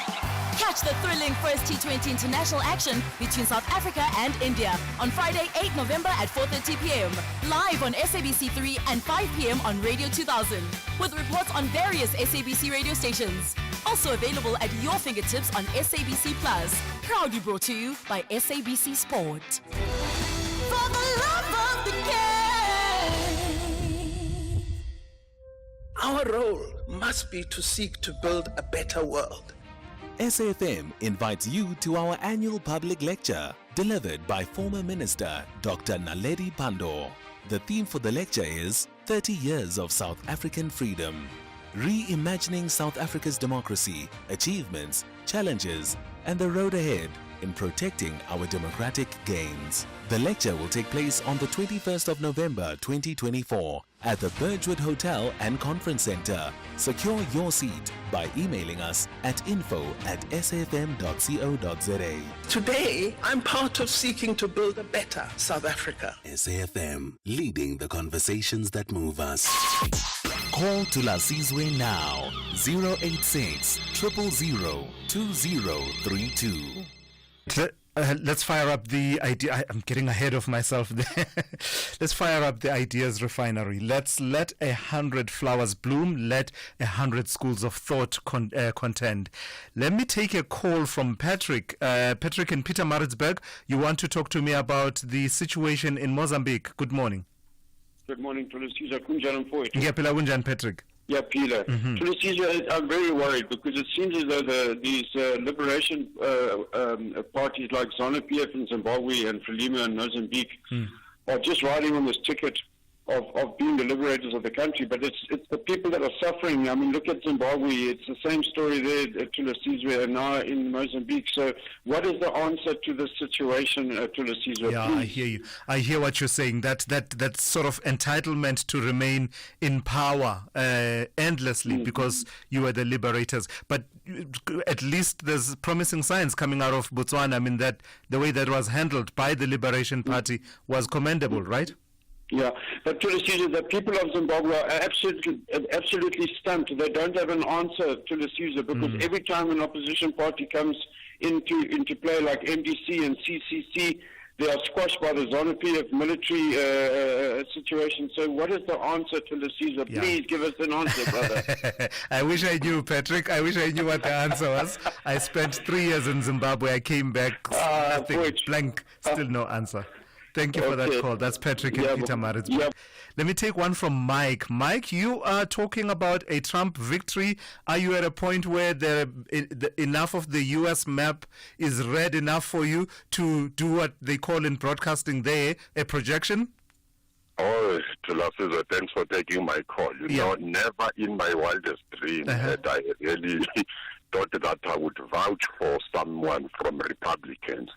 But I do now, and everything looks good for President Trump. I'm happy for him for the sake of ending the stupid war sponsored by America, the war between NATO and Russia that is taking place in Ukraine, sponsored by America also, and also the genocide in Gaza. The Biden administration is... without hesitation, supplying arms that are killing women and children, vulnerable. Do you believe, though, Mike, that let me just take on one of those conflicts in Israel. He's been quoted as saying that Benjamin Netanyahu and Israel should be allowed to, quote-unquote, finish the job in Gaza. Do you believe he will have a positive influence in resolving that situation, given that?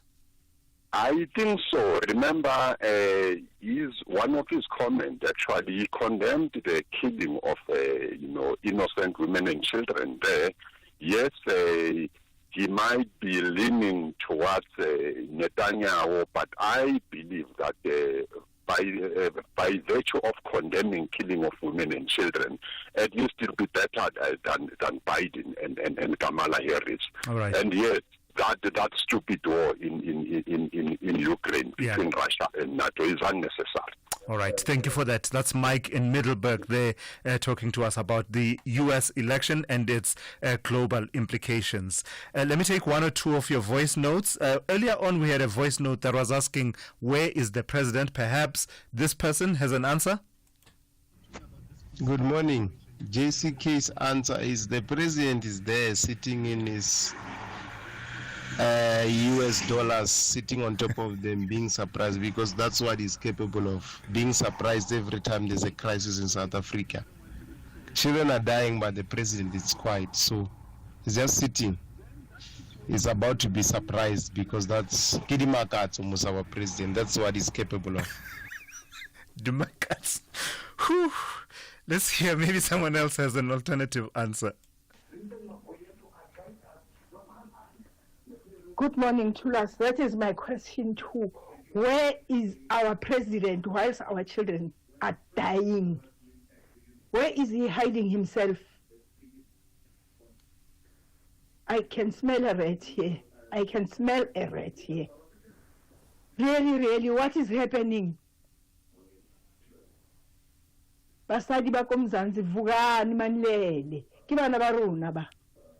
Yeah. So, but it's a serious question. The desire for a demonstration of decisive leadership at this point, not only on this crisis around the contamination of food with poisons, but all the other issues that people have been raising that have become clearly, pointedly, a crisis that should be attended to. It's a valid question that is being asked. Temba in Kwaggafontein, talk to me about the situation in Maputo. I imagine you share the concern about the escalation there. Good morning, Stephen. How are you? Very well. Thulasizwe. I mean, Thulasizwe, thanks for... It's all good.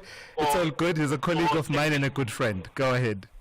Yes, Thanks for taking my call. Stephen, man, can you confirm to us, man, there's a guy who's stoned at Maputo, was trading on our phone and was killed. A person who was stoned. Yes. Yeah. Yes. There's the rumor that it's a South African driver. Will you confirm? No, we'll definitely look into that and ensure that we get a better update. Don't forget, on Monday there will be 4, Stephen. 1, 2, 3, 4, Stephen. Yeah. Yeah, all good. Thank you for that. That's Temba in Kwaggafontein there, talking about the situation in Mozambique and wanting a bit more clarity on some of the events that we are seeing on social media. Alfred in Mpumalanga, talk to me about the U.S. elections. Thulasizwe, how's it? Very good. How's it? You know, when they speak about the happiest man in the world, they speak about myself. Hi, Bo. Happiest man in the world. Tell me in 50 seconds, why are you so happy? I'm so excited. Mm-hmm. You see, like Mike has indicated, to deal with stupid wars in the country, I mean, in the around the globe, seemingly, Trump is a very right man. Yeah. And what I will say the war in Gaza is a war of hatred. You see, these people, they hate so much the Arab people. I don't know why. Because if you can start from 1992, at the time that Iraq was invaded, those are Arabs. You go to Afghanistan, those people there are Arabs. You are now in Gaza are Arabs. Yeah. Germany and other countries that are terrorized by America are Arabs. Right. Clearly, we needed somebody who is sober in America. All right, let's leave it there, Alfred, for today. That's Alfred in Mpumalanga. Thank you for calling in, and thank you for listening for the last 3 hours. That's how we come to the end of today's edition of the Morning Brief. News coming up in a moment. Essential cover from Outsurance pays out claims in cash, allowing you to choose your own panel beater. SMS CAR to 43187 now.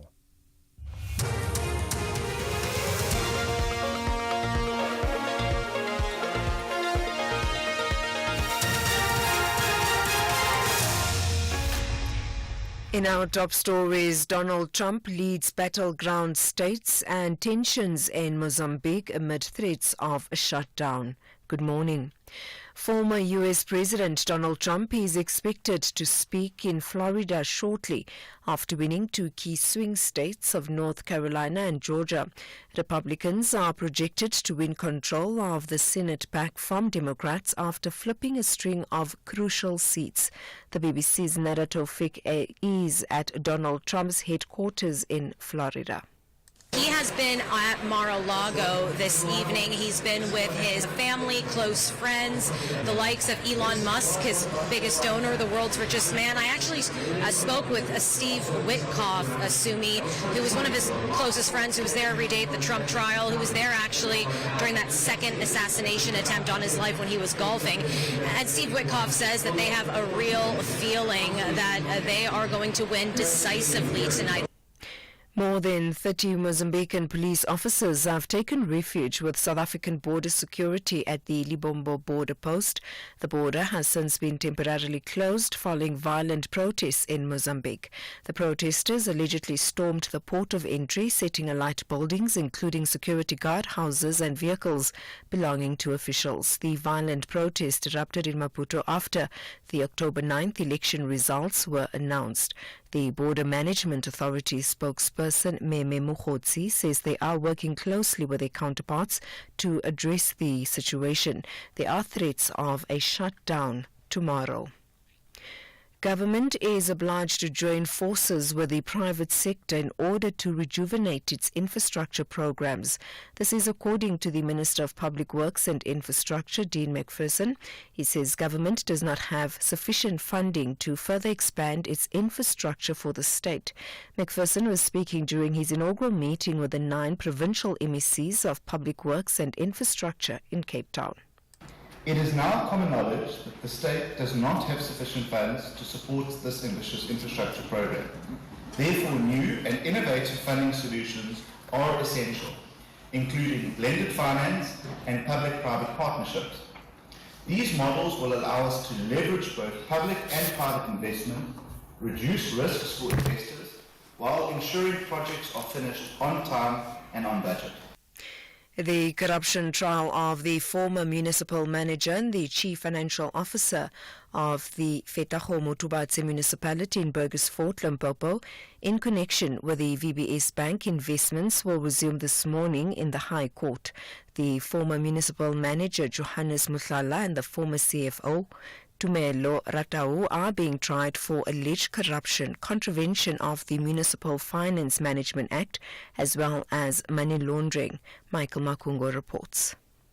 The trial against Muhlala and Ratau started on Monday and adjourned till Wednesday. Muhlala made an application to enter into plea agreement with the state on the first day of the trial. The matter was postponed to today for finalization of the plea statement. The charges relate to the investment of 230 million rand made by the municipality in the deficit VBS Bank. The investment was made between 2016 and 2018. The Hawks in the Eastern Cape are on the hunt for at least 6 suspects believed to be involved in a cash-in-transit robbery on the R72 road between East London and Port Alfred yesterday. It's alleged the suspects took 9mm pistols from the security guards and fled the scene. Hawk spokesperson in the Eastern Cape, Ndimpiwe Mhlakuvana, says they are following up all possible leads that can lead to the apprehension of the suspects. It is reported that 6 suspects approached the vehicle and managed to force the driver and the passenger out of the CIT vehicle. Suspects allegedly planted explosives on the CIT vehicle, and the victims were reportedly instructed to move away from the vehicle and lie down. The reports indicated that the suspects allegedly took both victims' 9mm pistols from them. An attempt was made to take cash and the coin, but the safe of the CIT vehicle was not opened. Recapping the top story, former U.S. President Donald Trump is expected to speak in Florida shortly after winning 2 key swing states of North Carolina and Georgia. For SFM News, I am Ann Musa. And that's the news for this hour. Theft, accident and 1 million rand liability cover, all covered by Outsurance Essential. Get a code today, SMS CAR to 43187. Hashtag SAFM Talking Point. My name's Michael Fontaine. I'm 16. I have difficulty paying attention in class, so I fell behind. That's why my parents moved me to UCT Online High School. I can't thank them enough. Their flexible learning means I can take classes when it suits me, so I get ahead and stay ahead. Visit uctonlinehighschool.com to learn more. Applications close 29 November 2024. If you think you cannot afford a lawyer, think again. Clientele Legal has made professional legal services affordable for you. Whether it's a civil, criminal, or labor-related matter, we have a nationwide panel of attorneys standing by to assist you. SMS SAFM to 32195. That's SAFM to 32195 and we'll call you back. Clientele General is a licensed non-life insurer and an authorized FSP. Standard rates and terms and conditions apply. RB Leipzig believe every football moment counts and they want nothing but a win. Meanwhile, Borussia Mönchengladbach target 3 points as they embark on a journey to escape from the bottom half. This is the Bundesliga. Football as it's meant to be. Catch the nail-biting encounter between RB Leipzig and Borussia Mönchengladbach on Saturday 9 November at 7:30 p.m. Live everywhere for everyone. Always on SABC Plus. Also available on sabcsport.com. Proudly brought to you by SABC Sport. For the love of the game.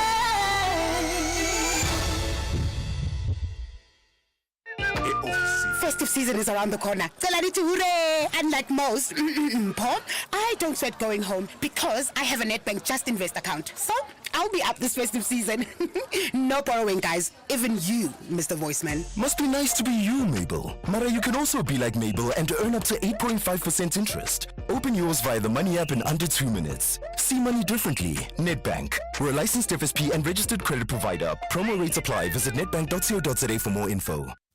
OUTsurance Essential is low-cost insurance for older cars. Annelie, a 39-year-old woman, pays only 291 Rand a month for her 2005 Hyundai Getz 1.5. With OUTsurance Essential, accident claims are paid in cash, so you can choose the panel beater that you want to use. Top this up with the motor warranty, which covers you for mechanical or electrical breakdowns. Get saving with OUTsurance Essential for unfinanced cars older than 5 years and valued at less than 130,000 Rand.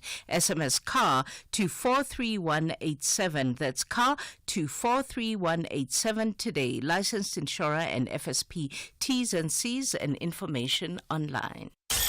You are listening to KG Mwekezi on SFM. The Talking Point on SFM. Weekdays, 9 a.m. till midday.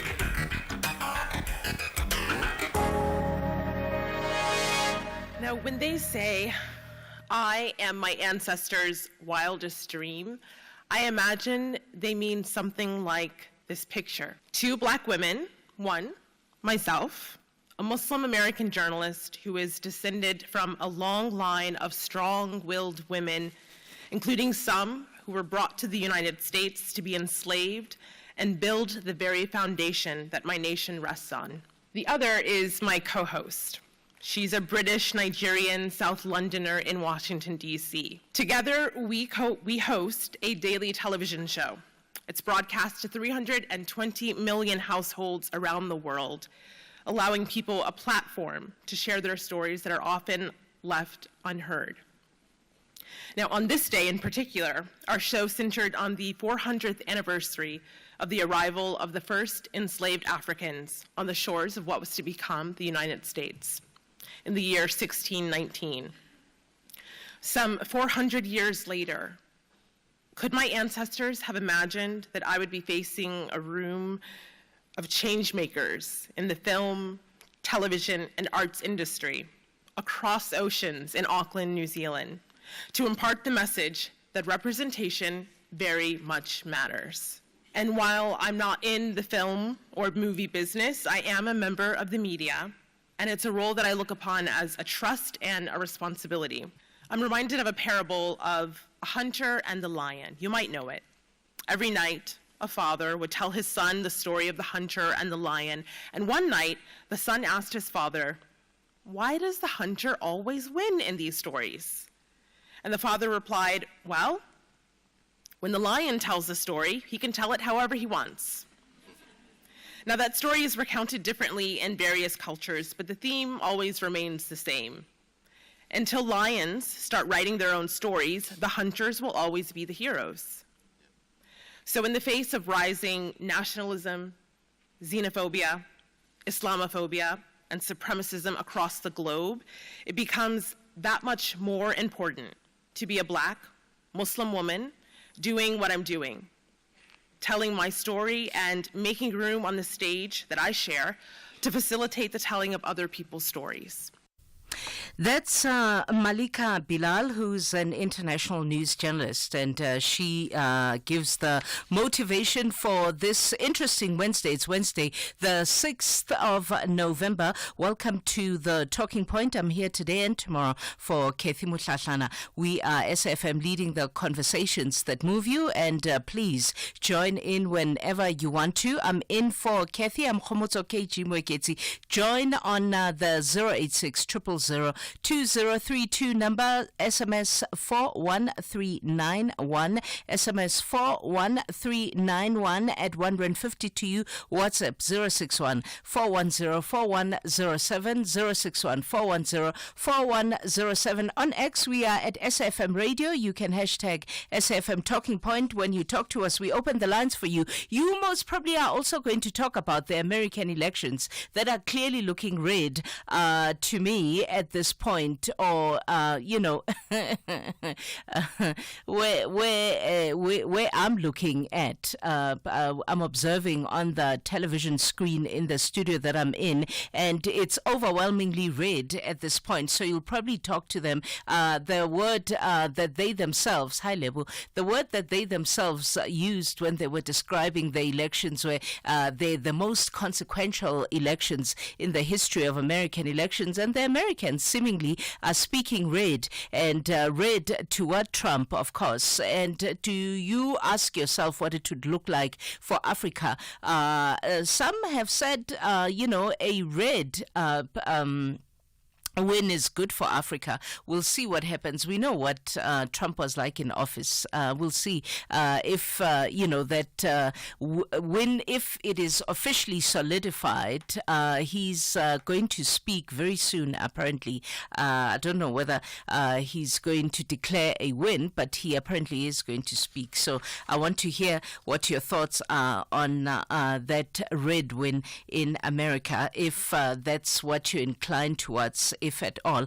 Between 10 and 11 in the Citizens Corner, we're going to talk the cost of data and the regulation of mobile operators. One of the callers on this show called into the open line complaining about the cost of data and the value of airtime on calls, and whether network operators are being regulated for their increasing tariffs. And when the cost of airtime and data rises, people lose their ability to connect because connection is not a privilege. It's almost a basic right. It's as basic for me as food, really. You need it every day. You need access to the world to navigate it. In fact, whether you're employed or unemployed, you can't even look for a job if you don't have access to any kind of data to connect to the world, to find jobs, to access critical information. Moreover, people have had to make difficult decisions between covering basic costs of living or staying connected. So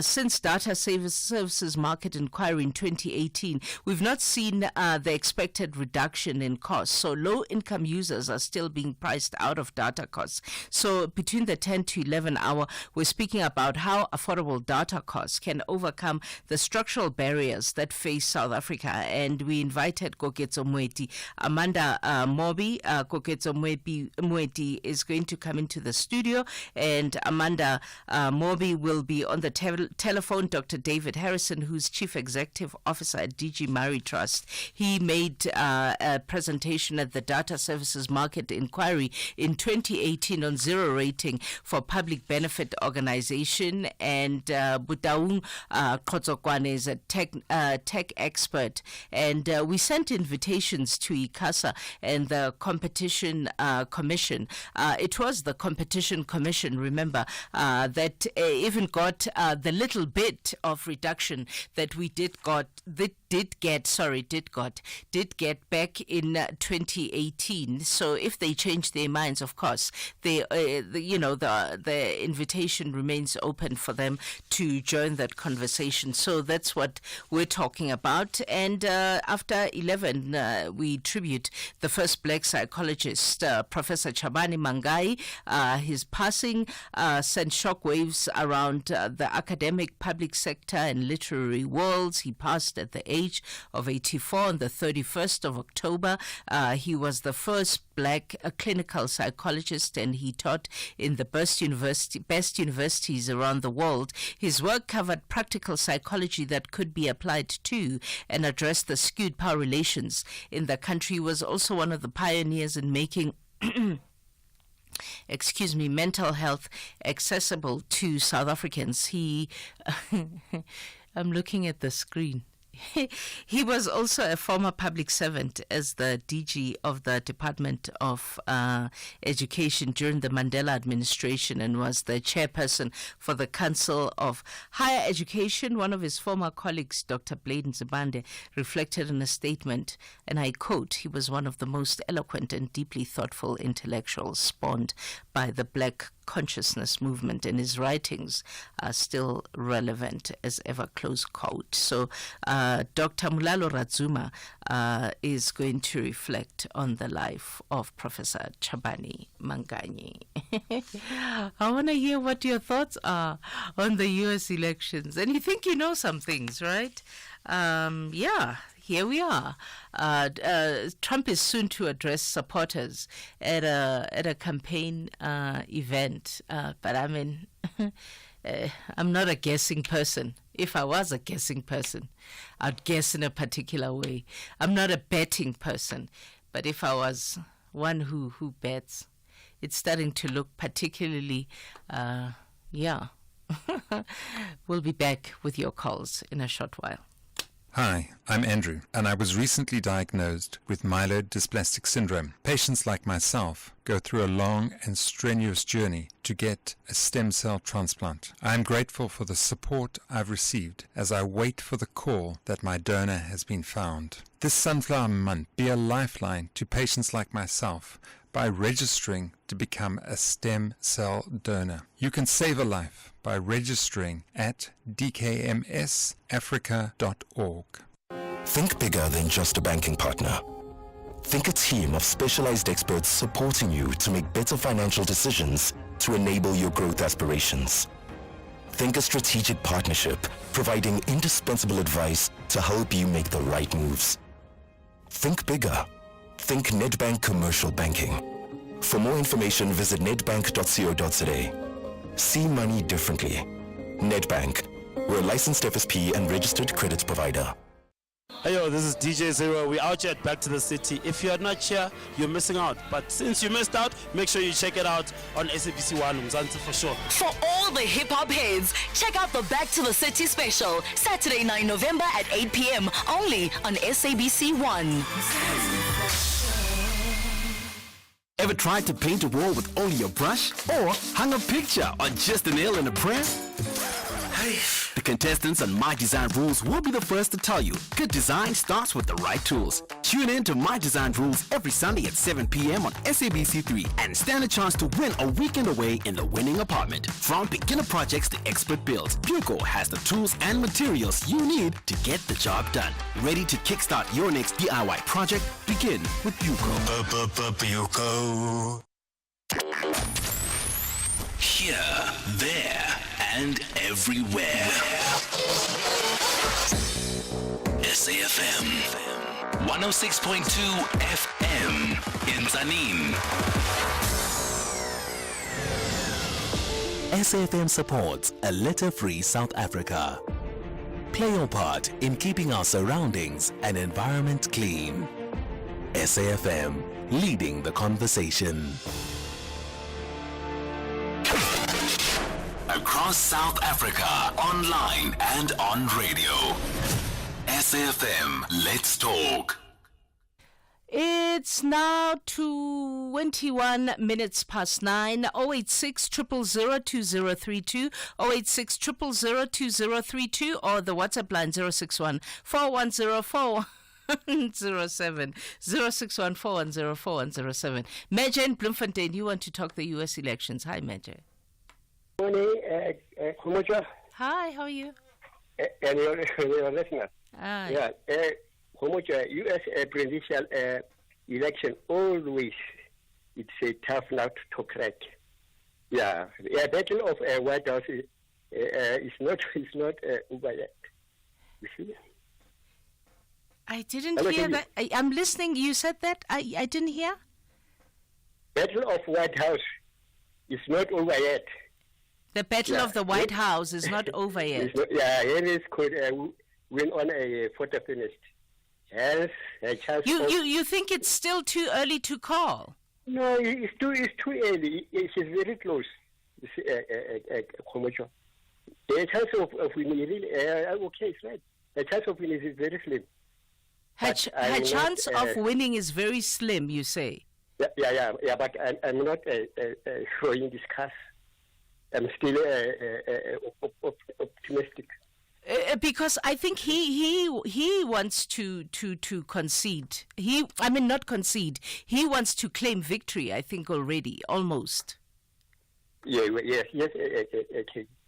Yeah, but I'm not a fraud discuss. You see, currently rent is vibrating.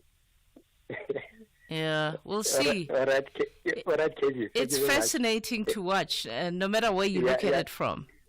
All right, Komocho. Have a nice day. You too, Major. Thank you so much.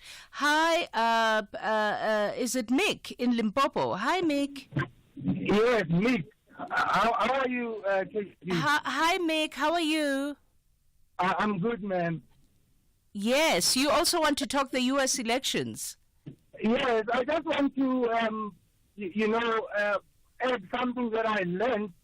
I'm retired military veteran. I used to be in Sudan. I think it was 2007, 2008, when Barack Obama was campaigning with Hillary Clinton. Yeah. And then it happened that I was working with an American guy in Sudan. So this guy, I asked him, how do you see these elections? And he told me that, listen, Hillary Clinton can be way above when you're looking at that state and so forth. The polls. Yeah, the polls. Yeah. But the Americans are not yet ready to be led by a woman. Yeah. And then here it comes again. Trump has been controversy around him, and then here he is. It looks like as if he's going to win. And then now I start to believe that the Americans are not yet ready to be led by a woman, even if they can. Yeah. The Americans are not yet ready. Yeah. So what do you make of what Major is saying, that it's still too early for us to call it, for anybody to call it, even them? You know, when I spoke to that guy, I was calling on Hillary Clinton to win. And that guy, and it was still early. And that guy said she's not going to win. So I don't think it's too early. I think Trump is going to take it. If Kamala Harris takes this one, I don't know. Maybe it will be the change that Americans have been looking for. Yeah, we'll see. Either way, it's fascinating. I think it's one of the hardest places to ever predict an election, America, because you can think, you can look particularly on social media and think you've got an idea of where it will go, and it will surprise you. It will go the way it wants to go. Yeah, it will go where it wants to go. I've seen it, and then I've been following it, and I've realized that some of the Americans are doing. They can easily swing the vote if they want to, but because they are not ready to be led by a woman, they are not doing that. There he is. I think he's about to address, but we'll see. Thank you, Mick. Thank you so much. Thank you. Sintu in Midrand, do you want to talk the launch of the Sisulu Foundation? Hi, Sintu. Sintu. Sintu? Yes, KG, how are you? Hi, Sintu, how are you? No, I'm doing fine. Hi. Yes, KG, I just want to talk about the recently launched Sisulu Foundation, which was held in Cape Town. Launch was in Robben Island, and then there was also a lecture in UCT. Now, I was shocked, KG. I don't know whether there is a personal vendetta against Lindiwe Sisulu, or is it because the presence of Jacob Zuma being there, the absence of the mainstream media, you see, to cover the important event, which seek to address some important issues in the country. And I was very surprised why the mainstream media was not there. But I know for a fact that they were invited, as like other former presidents were invited, and then they indicated their own engagements not to attend. You see, whether it's true or not. But if you look at the key things that I want to raise on KG about the foundation, what it is that it needs to achieve. Addressing, for example, I want to raise some two things, because they speak about advocacy and awareness, you see. Yeah. On their own, they are talking about the social justice issues, where the policies addressing this will be promoted, and also all those things to uplift human rights. You see, you understand also the issues of access to justice in the country. You see, those who have money will always emerge victorious, but those who do not have, they do not have anybody to fight for them. And we really hope that this foundation will also be a beacon of hope, unlike other foundations which have entrenched themselves in the political squabbles of the ruling party and want to direct the government and the ruling party what is it that needs to be done. But we really hope that the launch of this foundation will also address those issues. And also, if you look at their own, they speak about the community empowerment, you see, where they are going to engage on various community development projects to promote social cohesion and empower citizens, you see. Among those key things, this will include the skills training and leadership programs, you see. I hope that, I think the media has lost a plot to challenge the CEO of the foundation and also the founder of the foundation, which is the former Minister Lindiwe Sisulu, on how to achieve those issues. But I think that you people need also to engage the CEO and invite him into your platform so that they can be able to engage on those important issues and tell South Africans what difference this foundation will make, you see, which will make them different to other foundations. But who's the CEO again? Is Mpumzi Mdikazi. Mpumzi Mdikazi. Okay. Yes. Okay. Yeah. Okay. If you want her contact details, maybe your producer can. I'm sure we can find her. I'm sure we can find her. Yeah, and also some of the educational and scholarship issues that they are talking about, entrepreneurship, development, health, you see, and well-being of South Africans, you see. But really, I think you guys need to step up because if you've been there, you will have been able to get first-hand information about this launch of this information. But because of the hatred, I'm not saying SAFM, but there is a general hatred of Jacob Zuma within the media stream and also among the politicians. Hence, some of the people that were invited there will not have been able to go there because of Sindu, you've run out. We've run out of time. I'm sorry, but I think you've managed to put your point across. It's 9:30. It's time for the news headlines, and Musa standing by. Good morning. Thanks, KG. In the headlines, labour unions at Sibanye-Stillwater have secured a one-year wage agreement with the employers. The Gauteng Portfolio Committee on Education has suggested food sales on school premises be temporarily suspended until the source of contamination is identified. This comes amid increasing cases of suspected food poisoning against learners. And Donald Trump is projected to win the crucial swing state of Pennsylvania, putting him on the cusp of winning the U.S. election. I'll have details on these and other stories at 10. SAFM 104 to 107 nationwide. Speaking of Donald Trump being on the cusp of winning the U.S. election, he's addressing his supporters at his campaign headquarters. Let's hear what he has to say. A great feeling of love. We have a great feeling of love in this very large room with unbelievable people standing by my side. These people have been incredible. They've made the journey with me, and we're going to make you very happy. We're going to make you very proud of your vote. I hope that you're going to be looking back someday and say that was one of the truly important moments of my life when I voted for this group of people beyond the president, this group of great people. America has given us an unprecedented and powerful mandate. We have taken back control of the Senate. Wow, that's good. And the Senate races in Montana, Nevada, Texas, Ohio, Michigan, Wisconsin, the great Commonwealth of Pennsylvania, were all won by the MAGA movement. They helped so much. And in those cases, every one of them, we worked with the senators. They were tough races, and I mean, the number of victories in the Senate was absolutely incredible. And we did tele-rallies. We did tele-rallies with each one of them. And sometimes we did 2 or 3 and it was amazing to look at all of those victories. Nobody expected that, nobody. So I just wanted to thank you very much for that. And you have some great senators and some great new senators. And it also looks like we'll be keeping control of the House of Representatives.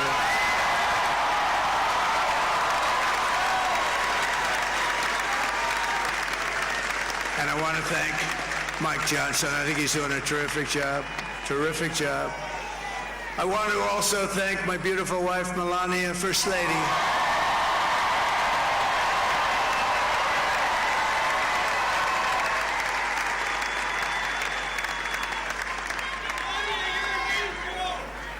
Who has the #1 best-selling book in the country. Can you believe it?